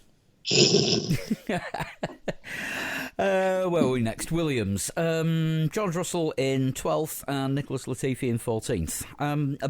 Much better weekend for Latifi than it was in Turkey, where he could not handle the conditions. But this week seemed to do quite a lot better. Was looking racy at various points, and unfortunately both. Who's actually behind them? I'm just trying to think where the final order. So the Alphas and Magnussen were behind Latifi, and Vettel was in between them, wasn't he? Yeah. Yeah, Russell finishes ahead of Vettel again. It's hard to get your head around it, isn't it? You just wouldn't believe it if you wrote that a couple of years ago. I mean, Williams, I think that their Russell's driving performance definitely stands out, doesn't it?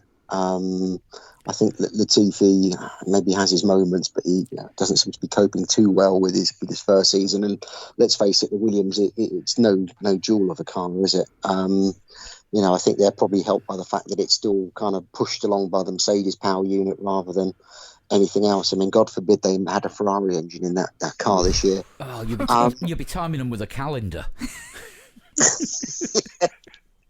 I mean, they'll be finishing the last weekend's Bahrain race just as next weekend starts. And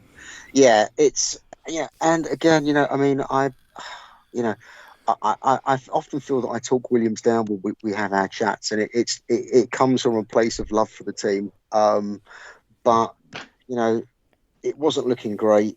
They've sold the team, and you just get, there's absolutely no feeling that there's something happening in that team that's improving the situation. And they just seem to just be, kind of circling around, and that there's great people in the team back at the factory, but it just doesn't, it's not being directed anywhere, is it? It's just so frustrating. No. Now they're a wholly owned subsidiary of I can't remember the name. Doralton Capital. Doralton Capital, that was it. That's it, yeah. And when they get bored of putting their money into it and they can't get more investment into it, it's not like Frank and Patrick, who would never let the team go, and sadly they've never had to now. But it's like who's rooting for them inside the boardroom? Don't know. For next year, given the regulation stability, they may close up, but I don't think they're in a position to make a quantum leap. But there just isn't the scope in the regulations to do so, I don't think, for them. No. That's very sad. Yeah, it was kind of one of these McLaren's first season with Honda saying, don't look for us at the start, but look for us at the end. I think the Williams one is don't look for us at the start of the regulations, but maybe look for us at the end of them. Yeah, we might get to see him score a point next year. Yes, there's always that hope, isn't there? Yes, they have become Minardi. I was thinking Tyrrell actually, but I think I think Tyrrell soldiered on under Ken for many years with quite a bit of fight in them, and I don't think that they ever really, until the very end, kind of really gave up on doing something. I don't see that level of fight in Williams, and it really irks me that there isn't that passion in there. Again, maybe there's stuff going on in the background that they're they're regrouping and planning big things for 2022, and it's just, but they're not coming out with it. You almost don't see anyone from Williams stood in front of the camera being passionate about this whole thing. And I don't know how you can recover the situation when you've got that kind of attitude. Yeah, I mean, all we've had out of the team since the buyout is very corporate sounding press releases, and more corporate speak than your average Ferrari or Ron Dennis one. Yeah, which again doesn't bode well, does it? When we go back to our kind of corporate chat about how you need to run an F1 team. It's not good. So, fingers crossed there is stuff that we just can't see under the surface. Here's hoping. Right, Ferrari next up. Vettel in 13th, splitting the Williams, and Leclerc in 10th. Vettel just wants this season to be over and done with. Totally. Yeah, I think if he could have parked that car, I think he would have. If he could have found an excuse. And I'd love to hear the radio call from some Italian accent saying, Just bring the car in. For God's sake. Stop this pain that you're putting us through. You've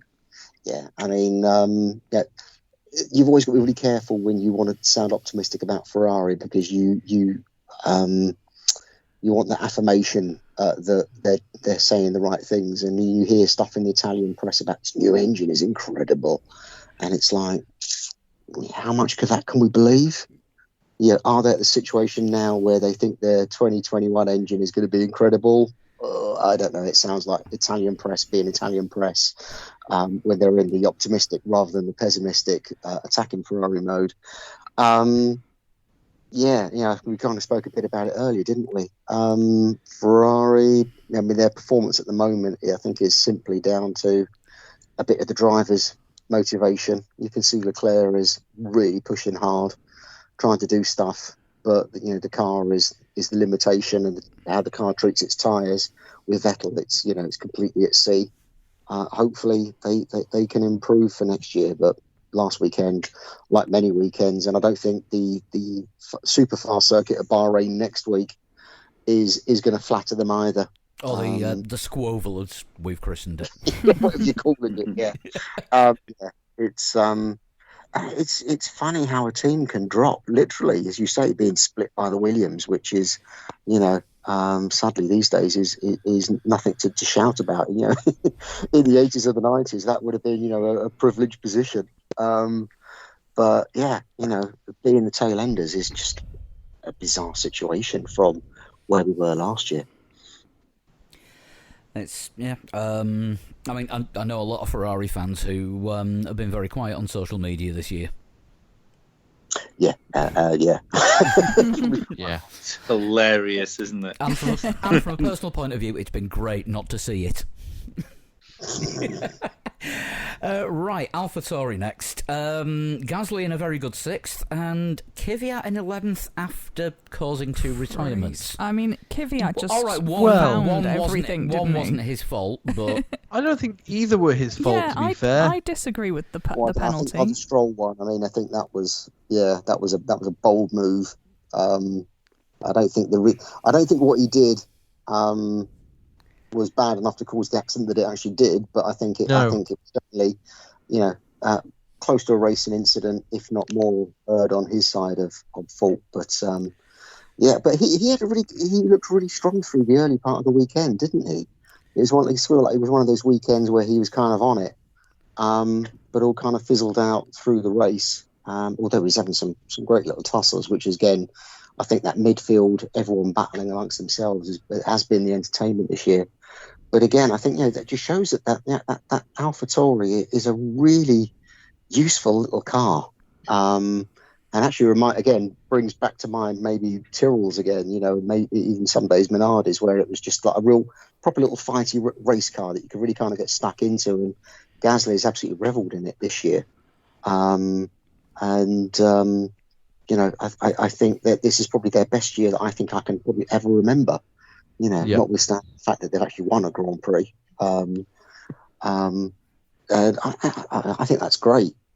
Because they are still, you see the videos with Franz Tost and everything. You can still see that despite their links to Red Bull, they're still an independent little race team, aren't they? Seeing Gasly's confidence, I think, is a really good thing as well. So hopefully that can maybe roll into next year as well. Yeah, I mean, he really suits the car, and it's great to know that he's going to be driving it next year as well. Mm. And obviously the question is who's going to be in the other car, but that seems to change from hour to hour. Yes. Red Bull driver decisions are completely unfathomable, aren't they? Yeah, I wonder whether Gasly's performance in Toro Rosso this year will make Red Bull keep Albon and give him another year, because obviously Red Bull just can't keep doing this, throwing drivers back and forwards. So at some point they've got to stick with someone, and even if they're having current rumor, isn't it? Yeah, even if they're having a troubled season, they've got to give them another season just to see if they can cope with it. Yeah. No, I think there's a lot of sense in that argument. I think also the argument that they signed Perez would be really good for them. I think that would be really rewarding for them. But again, I don't think there's anything wrong with Albon as a race driver. I mean, we've seen some fantastic moves from him, some good drives. But he was good last year when he just walked into the team. Yeah, I mean, I think it is this year's car. It just isn't working with him. And even early in the season, Max was struggling with it. I think Max is one of those drivers that adapts maybe better than Albon's able to. But I think if Albon and Gasly were both in the AlphaTauri, I don't think there'd be much between them. Frankly, I don't think Albon is a spent force in F1 at all. So, but Red Bull, they're just weird with their drivers, aren't they? It's just they make all of this noise about being having this academy bringing everyone up, but at the same time they don't put that arm around them and give the drivers what they need in the ways that perhaps other teams are better at doing. Yeah, I mean, we found out not so long back that the drivers are actually just contracted to the Red Bull organisation, and it's Helmut Marko that decides who goes in what car, and he can change his mind at any given point. Yeah, I mean, I think that's part of it, and I think Marko is an interesting character, shall we say? That's putting it in a way that won't get us The sued. founder of COVID Yes, yes, but maybe there needs to be another person in on that decision-making process. Maybe someone that is more a people person, I think, shall we say? A bit more of with a bit more psychology in there than Helmut's. He can clearly see talent, but I don't think he's necessarily the right person to kind of nurture it in the way that some drivers need. Or as Christian Horner called him, and he said this on Beyond the Grid, the strange Austrian doctor with one eye. Yeah, that's reasonable. Yeah, I'm not sure if that tells us very much about his character, but I mean, it's physically it's accurate. Yes. Yeah, well, You know exactly who he's talking about when he says that. They only met him for the first time to buy a trailer off him, and then ends up running the team. Yes. Where are we next? Renault. Danny Rick in 7th and Ocon in 9th. I thought that Renault were going to be better in Bahrain. I don't know why. I just think that they've had a really good showing for a lot of this year. and I just feel I don't know if they didn't get the opportunity to show it, but I feel like they're in that fight for third place in the constructor standings with McLaren and Racing Point. McLaren kind of left them behind, as did Racing Point until their retirements. Yeah, it's strange. I mean, I think that there is this ebb and flow in the midfield, and I think Renault have been coming on really strong over the past few races. Obviously, Summit in the conditions last weekend just didn't work out for them. It could be different with a different layout next weekend, or maybe the tarmac and the heat just doesn't work with their car. I'm thinking that probably high-speed tracks are maybe the slightly better sort of circuit than high downforce ones. But again, I think when you look at Renault, I think they have made huge strides this year, and again, makes you feel really sort of confident for next year. But then there is this sort of the driver question. I think losing Danny could be sort of quite poor for them. I think he's very much a star in that car, and I'm maybe not the best driver. I've not seen much from Ocon that really kind of makes you feel he's the guy tracking them forwards. No, I think if they want a French driver in that car, Gasly's going to be a good call for that seat at the end of next year. Mm. Do you think that losing all their customer teams when McLaren go next year, that's going to cause problems with them because they're not going to have as much engine data to work from? Is that going to play with their development in a bad way? I think where we're at now, I don't think that is it. When the development curve on these engines is very much kind of flattening off from where we've been at. I think they've still got a bit more work to do to kind of catch Mercedes, but I think they're a lot closer this year in performance and certainly with reliability than they have been for some time. So I think maybe in some respects it's actually better for them. Because, again, finally you're getting the feel that Renault are really focusing on this. Maybe not as much as perhaps I'd like them to sort of feel wholly committed to really blitz in F1, but I think they are certainly going very much the right direction at the moment with commitment and with how their development has been kind of proving to bring performance to the car. So, yeah, I think next year could be a good thing for them just to properly focus on the factory team and getting them there at the sharp end of the midfield.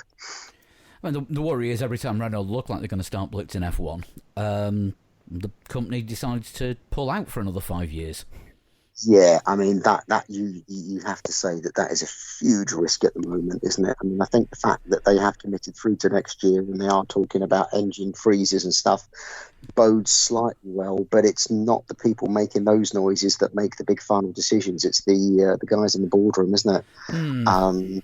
I mean, I don't know the characters that are involved there, but quite easily they could be going through a really great year, middle of next year, gone by the end of the year, and then we have the Enstone team get rebranded as something else.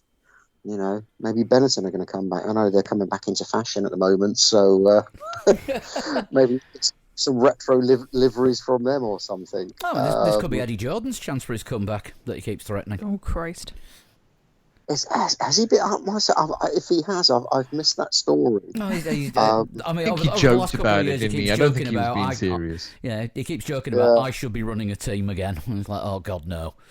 Yeah, I think I'm surprised how much he's changed in those years.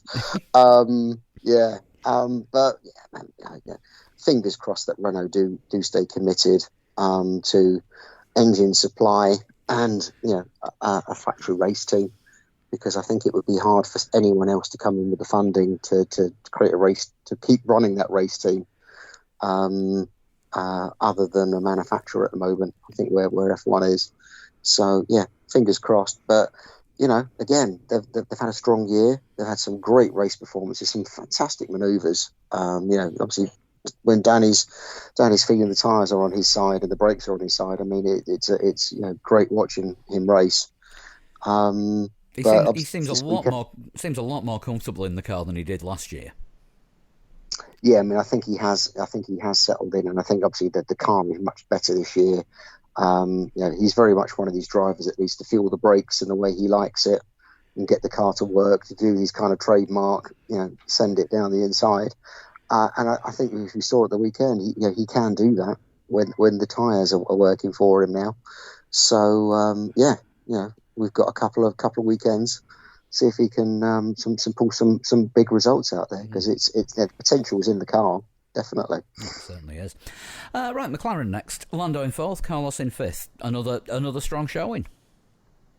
Yeah, no, 100%. I mean, I think it was thoroughly deserved. I think the writing's been on the wall all year this year that the McLaren is a good racing car. I think the driver pairing has been fantastic, probably one of the best on the grid. I'd agree.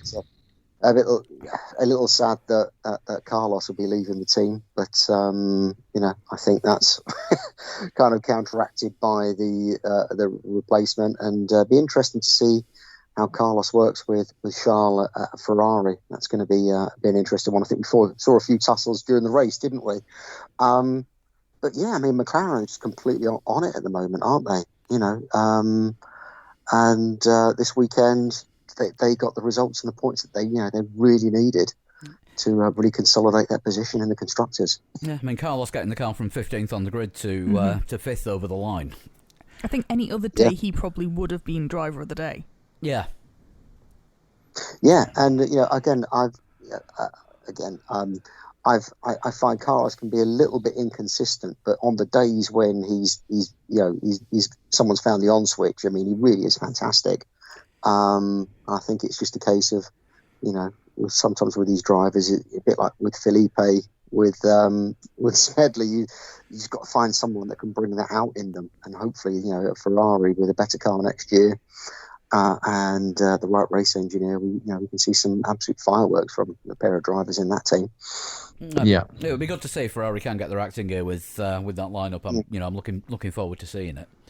I mean, it will be squandered. They'll be squandered in a bad car, which is sad. But likewise, an even more improved McLaren next year. Norris with a bit more experience. They could be a really, really strong team, and be interesting. I suppose there is the potential that they could span that gap and replace Ferrari and be the third big team. McLaren, they've been there before, albeit as a very different team than the one they are now. But that's their trajectory at the moment. So if they don't screw up the off season, which I've got no reason to believe they would do, it's looking good. Well, I mean, they're concentrating on the team now because they're pulling out the cycling team, aren't they, at the end of the year? Yeah. So, which is a shame. I was hoping to get a McLaren bike. Then again, I don't have a spare 30 grand. Yeah, I don't think they were cheap. Right, then we have Red Bull, who we've got as a second place team. Max in second.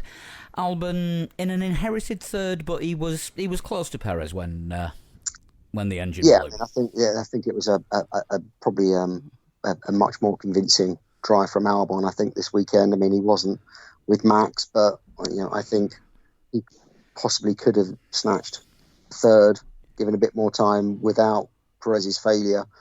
But really, I mean, that should be the minimum you would be expecting of him. And you saw him overdriving throughout the weekend, and it's just really kind of frustrating that he can't really show his racecraft in that car.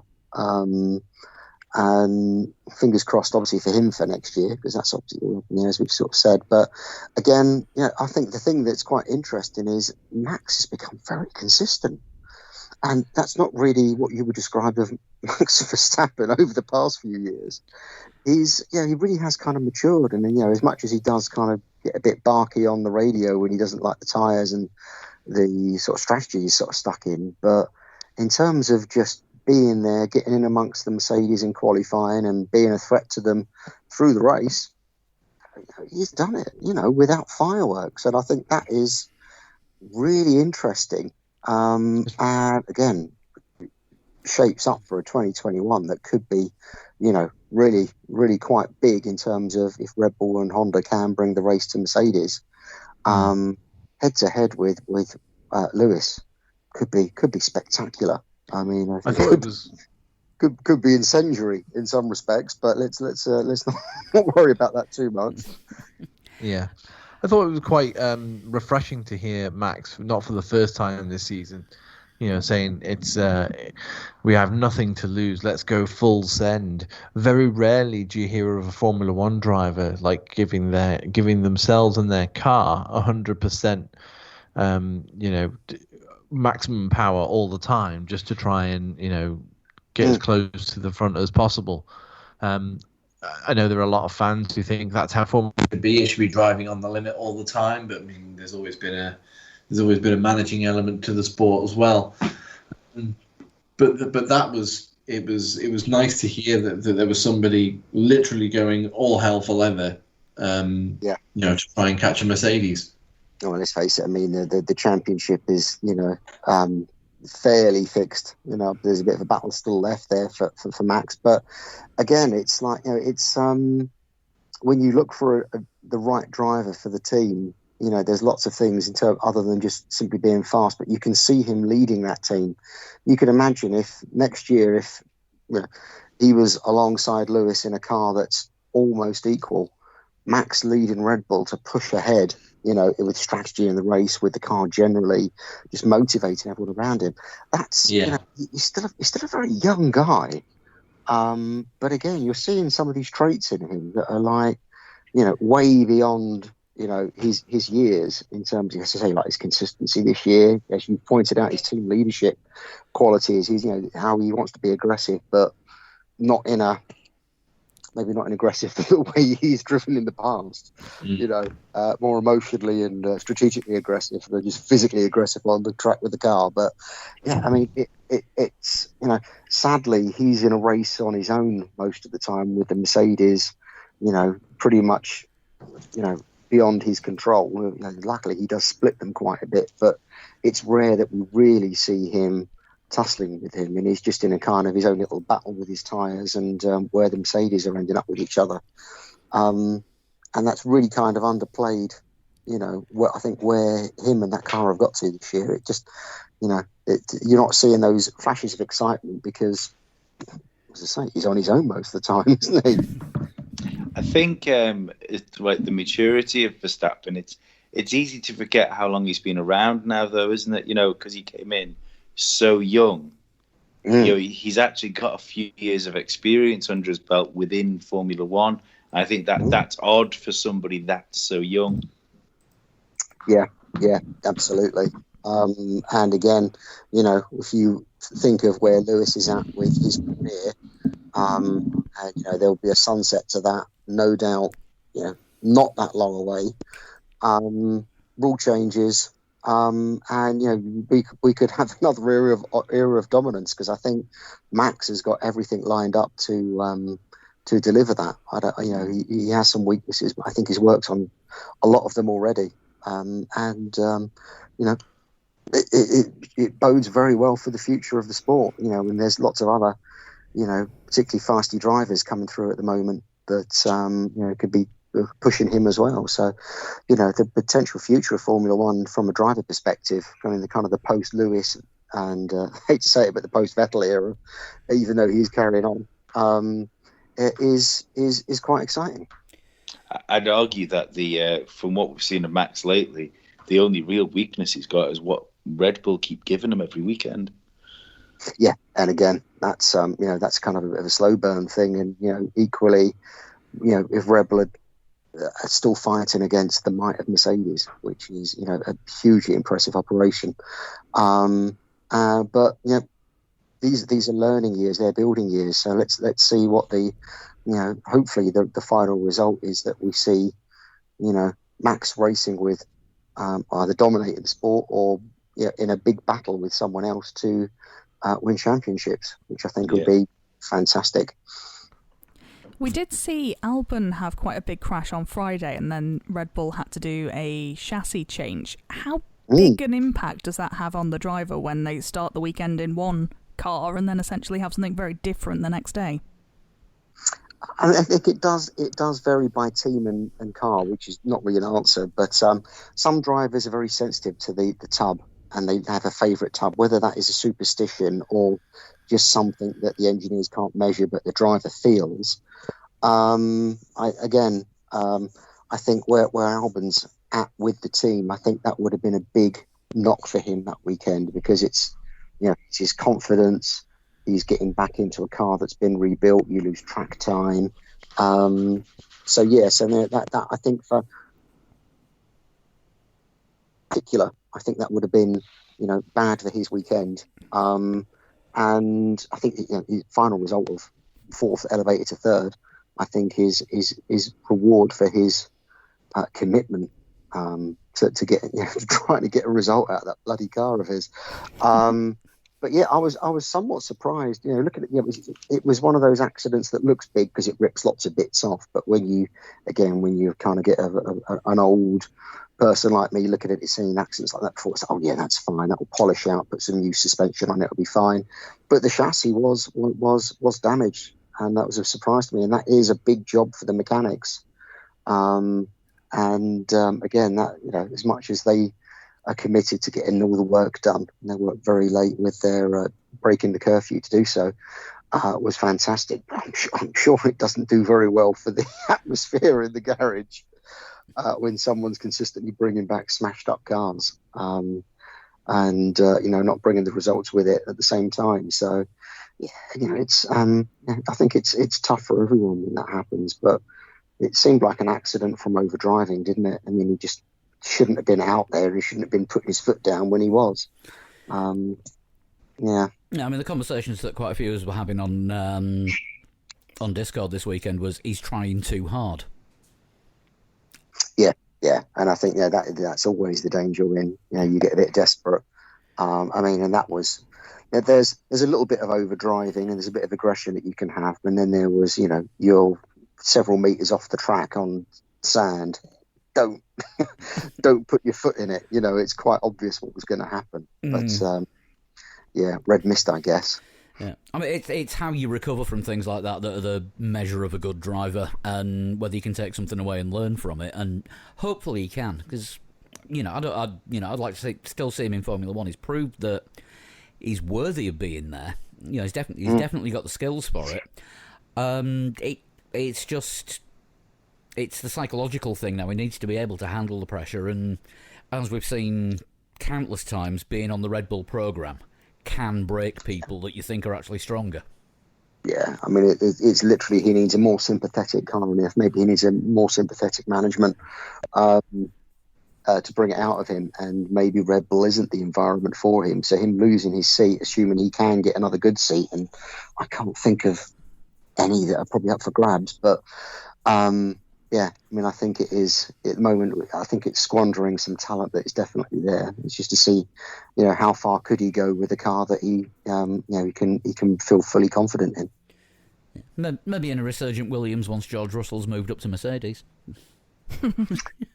Yeah, it's funny when you talk about teams that are good at dealing with drivers like that. Williams historically have been that team, but again, it's not the team it used to be. From a human's perspective, let alone the performance of the car, and it's like, who are the team that are good at getting into a driver's head and getting them working? Not sure who that is at the moment. Is there such a thing now? Maybe not. Maybe there isn't. I mean, maybe AlphaTauri you could argue, but that's still kind of somewhat tied to the Red Bull program. It's just kind of thinking down the grid now. There isn't a kind of a cuddly team, perhaps like there used to be. Possibly Alfa Romeo, because it's still under Sauber management, and Fred Vasseurs good with people, but he's a pretty straightforward guy. Yeah, maybe that is the team. Yeah, maybe you're right. I think that could be the one, for better or worse. But yeah, it's maybe it used to be a couple of teams that you could rely on. Maybe it just doesn't come across so much nowadays. Finishing school for fragile drivers. Right, that just leaves Mercedes. Hamilton doing his usual. Puts his foot down, gets the gap. Done. Bottas struggled with tyres. Think the Grosjean crash really threw him as well. Everyone got confused by the 3 tyres being changed at one stop, but I've since seen the explanation for that. And that was the set that he started on, less the front right that he punctured. Oh, I see. Wrong. Although if anyone saw the 3 tyre change, the guys on the front right tyre mimed doing a change. The wheel gun guy went forward, and the 2 tyre guys mimed taking off and putting on. Just because they didn't know what else to do. Yeah. Brilliant. It's practice, isn't it? Yeah. You don't skip an opportunity to practice. Because obviously, yeah, it would seem very odd for everyone else. Bearing in mind, it's not just the tyre people, but the people with the jacks and the chief mechanic letting the car with the traffic lights out of the thing.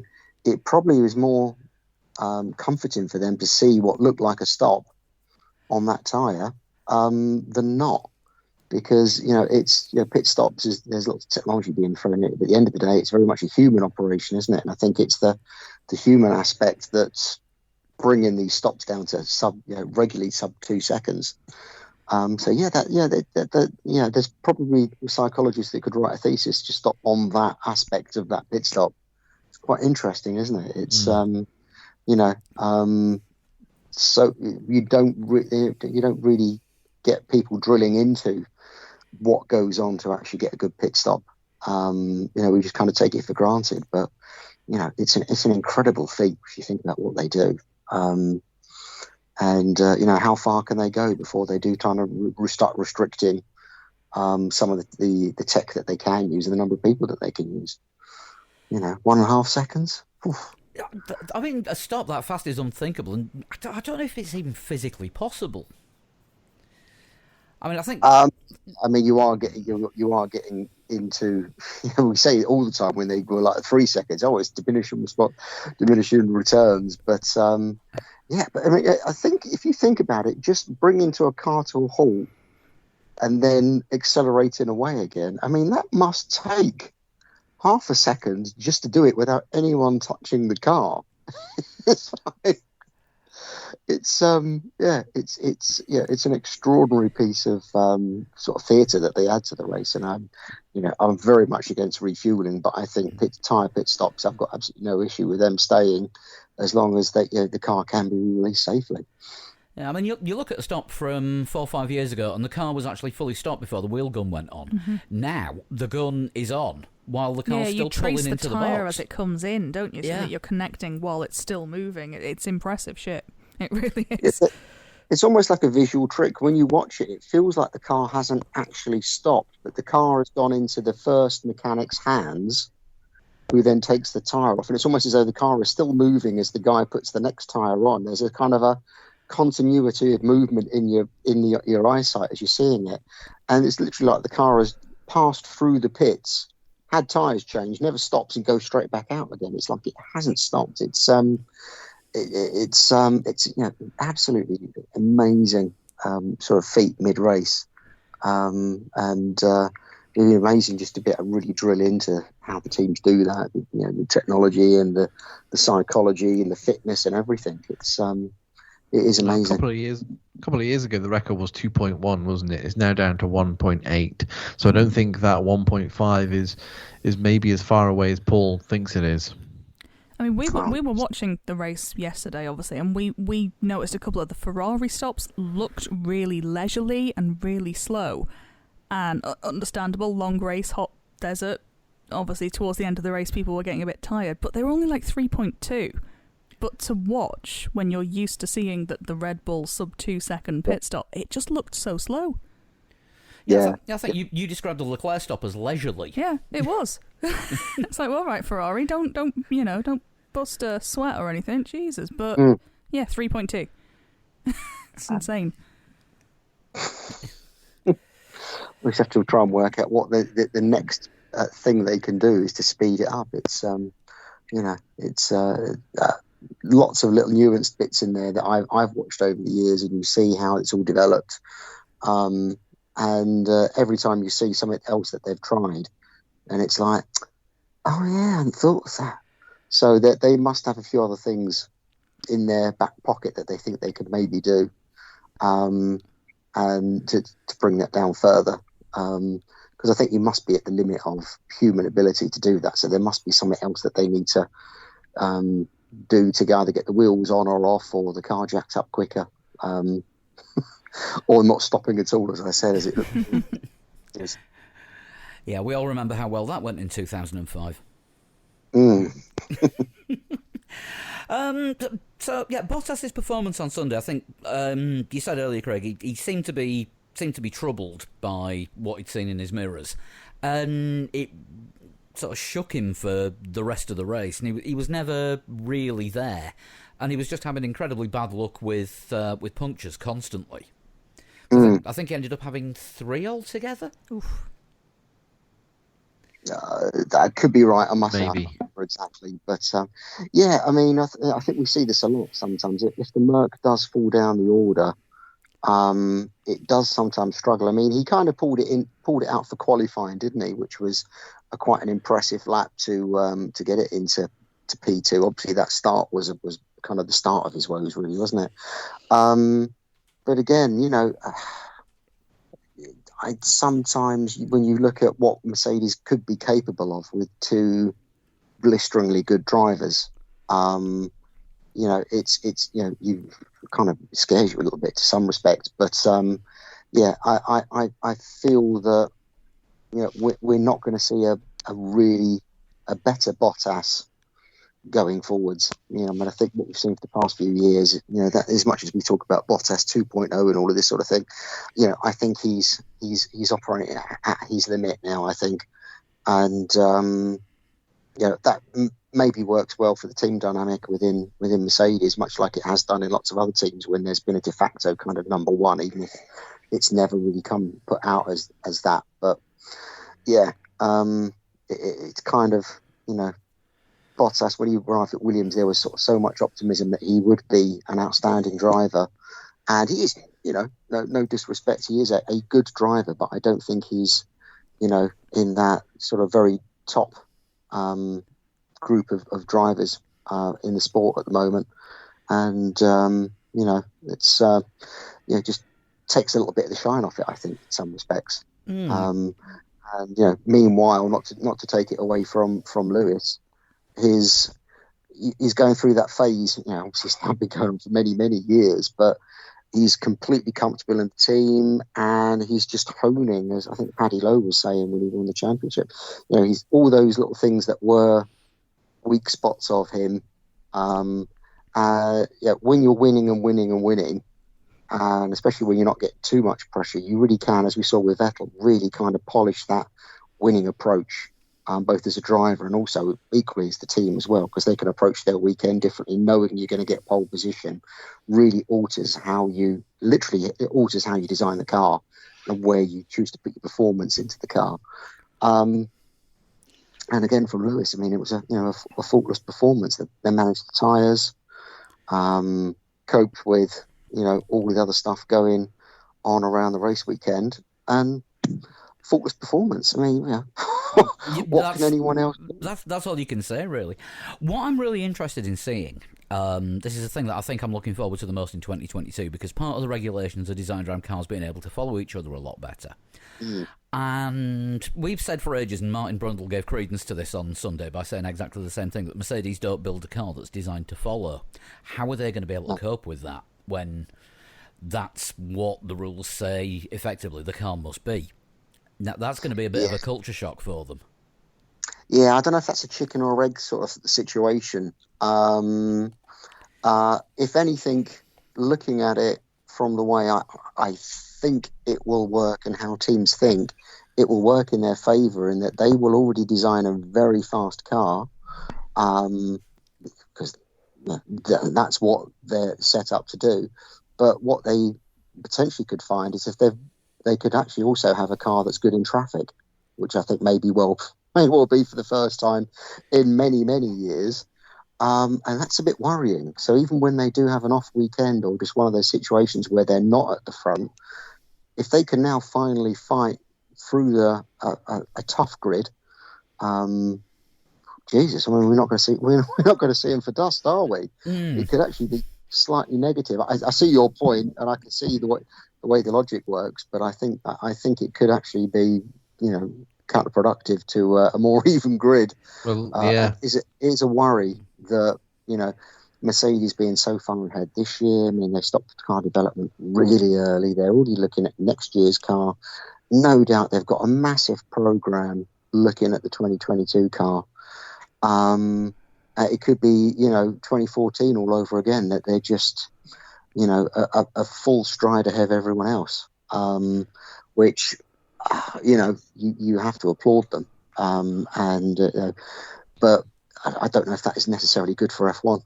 But look at the way that Mercedes think about these things as well. When they banned the party modes, was it earlier this year? They said no more party modes. Every race had to be from Parc Ferme, your engine mode had to stick with you unless there was an imminent failure. You're allowed to downgrade, but you can't upgrade throughout the race. Mercedes' response to that was, how are you going to cope for that next year? And the response was, well, we'll have to work out how to use party mode all the time. Yeah. And again, the advantage they have is that because they are that step ahead, they're ahead of the curve of everyone else. Red Bull and particularly Ferrari have got a huge amount of catching up to do from this year. Mercedes are like striding ahead. Let's look at the next big thing. That's how you can develop big things like the DAS steering setup, that you can force the bodywork into the shapes that they've been able to do with side pods this year, that they've been able to get so much performance out of the engine when we thought it had plateaued, and they really dug deep for the engine this year in terms of performance, thinking that the Ferrari engine would be a real challenge, but obviously the regs were tweaked, and they've ended up with an absolutely stonking engine that no one else is even close to. So you can't see at what point they're going to trip up until that the leadership of that team start to break up and retire or go to other teams. And at the moment, that's unlikely to be happening. You've still got a lot of those people. I know that Costa is stepping away from the team. Andy Cowell on the engine side, but I think they've got enough other people there across the board that you won't feel the loss of them. And I think there's a lot more heads that would need to disappear before you see that kind of natural erosion of the way they do things, much like we saw with Ferrari. After Ross Brawn left, they coped for a few years, and then you're right there. Oh, it was one of the podcasts. Right, okay. I thought it was me saying Ross Brawn and someone was... Someone has a massive aversion to Ross Brawn. It's Dizzy. That was Dizzy. So again, we talked about the approach of how you run the team, and I think at the end of the day, more than money, more than resources, that's the important thing. That until that changes at Mercedes, I don't see anyone truly overtaking them. I think people will challenge them, and over the course of a year, they may beat them. But I think anyone dominating over Mercedes, I just don't see it's possible in the foreseeable future because of the people that they've got there and how long they're likely to stay, which is slightly depressing. But still, as I say, we've got lots of midfield actions to keep us going in the meantime. Yeah, for any followers of NFL, we've got the New England Patriots of F1. I've been holding on to the hopes that usually when you get a big rule shuffle, whoever's on top tends to get shuffled backwards. That's what I've been holding on to. This was not the news you wanted. Yeah. I mean, often that is the case. I think Red Bull would be the nearest example of that. The regulation changes for 2014 really kind of cut their advantage. But they were fighting for the championships all through those final years of the V8 era. And I think that really hampered their ability to develop the 2014 car. And if you remember, actually, the 2014 Red Bull chassis and the Renault engine in particular were both disasters. I mean, that just wasn't what we expected from them, because I don't think they put the amount of effort in. Whereas Mercedes, and if you think Mercedes, actually, by the time they got to 2013, I think they'd started to win some races, and they'd started to kind of understand the tyre degradation issues that they were having, and they were still pretty severe, but they'd started to understand it. yet still they had this massive background operation that basically the whole team was set up by Paddy Lowe to look at 2014 almost exclusively away from the race team that were running the car up to 2013, and they got that advantage. The problem now is that we're going to come to 2021 and there's a good chance that Lewis is going to win the championship without too much challenge from teammates or rivals, which means Mercedes can focus even more effort to 2022. And I mean, you're right, there is always that opportunity and there is always the chance that they could screw it up somehow. But somehow, given the rule changes we've had since 2014, which have all been aimed to try and cut back some of Mercedes' advantage, hasn't dented their armour, really hasn't. So it's I'd love to be way more optimistic about this. So if you're a Lewis and a Mercedes fan, this is great. But it just means it's so much harder for everyone else to bring the fight to them. Just what we needed to hear. That just leaves our usual rock stars and wankers. Rock stars, Grosjean, the medical team, the marshals in Sector 1. Yeah. Definitely. Yeah. Perez. Yeah. I'll definitely throw his name in there. Carlos Sainz. Yes. 10 place gain from the great start. drive after what happened to him on Saturday, to get to where he was. So we go rockstar Carlos Sainz, definitely. Lando Norris for being super cool about having a marshal run in front of him. He was ridiculously calm on the radio about that. Again, saw somebody tweeting that was the most polite meltdown ever. Yep. Pierre Gasly, I think, deserves an honorary Quiet, mention. understated rock star. I don't think given the circumstances of what's happened this weekend and the overbearing headline, I don't think we can really put anybody in the Gunter Steiner wanker category, can we really? Let's be honest. Marshall running in front of Lando. Running across when they shouldn't do. Maybe, but there has been I haven't read the explanation, but Michael Massey has been forced to give an explanation for it. But in fairness, he's had to make a few explanations over the past few races of races going live when maybe there's people on the track. So I certainly don't want to suggest that he is the bad guy for this weekend. But I mean, again, lessons should always be learned, and I think we've had at least 3 races on the trot now with some question over the race track not being safe when it goes live, which is a worry. So Marshall's running across the track with fire extinguishers. Anyone that can remember the 70s, and I think it was early. It's not on. But the situation at the start of the race, and I think it was actually the one of the more senior marshals that did run across the track, knew doing so that the rest of the grid had passed him. He's okay, but but no, I don't think there's anyone that really needs to have the finger pointed at them for this weekend. I don't think anyone's really let the side down at all. One of the rock star, Friday's dog. Oh yes, That thing had a hell of a turn of speed. When you run the racing cars, Well, yeah, it overtook Latifi. That was my favourite part of the race weekend. Did anyone see Lando Norris's tweet about the dog? No. He tweeted a picture of the dog saying, It felt good on track today. I thought I had good pace. We struggled in sector 2, but I'm going to analyse the data and push forward to qualify.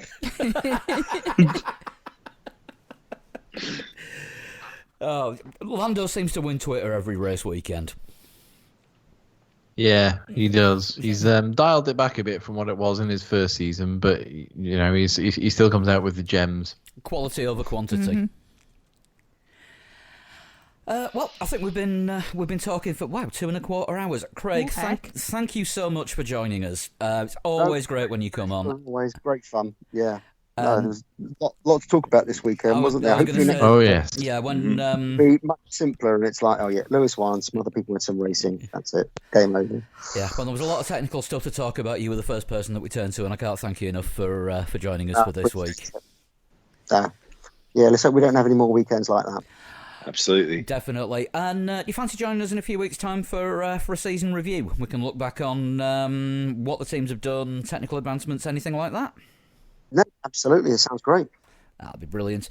Just to let you know, there's the extra Patreon show out there. If you go to patreon.com/3legs4wheels, you can sign up there from as little as $1, £1 and €1 a month. If you want to hear some of Lee's stand-up comedy, Lee, what's the Must See Audio Patreon address? If you go to Must See Audio on Patreon, you can sign up to my Patreon there, and you can listen to me tell jokes. And if you want to send in a total shunt, which we haven't had time to do this week, how would you go about doing that? Send me a PM on social media at a total shunt on Instagram and Twitter. Then if you want to drop us an email or get an emergency shunting on the list, you can go old school 3legs4wheels@gmail.com. We're also on Facebook, Twitter and Instagram at 3legs4wheels, and individually we all are At Sean Cowper. At Flood21. at Pablo100 and Craig. At Scarbs Tech. That is great. Once again, thank you so much, Craig, and we will see you all next week when we'll find out what the Squoval has to offer.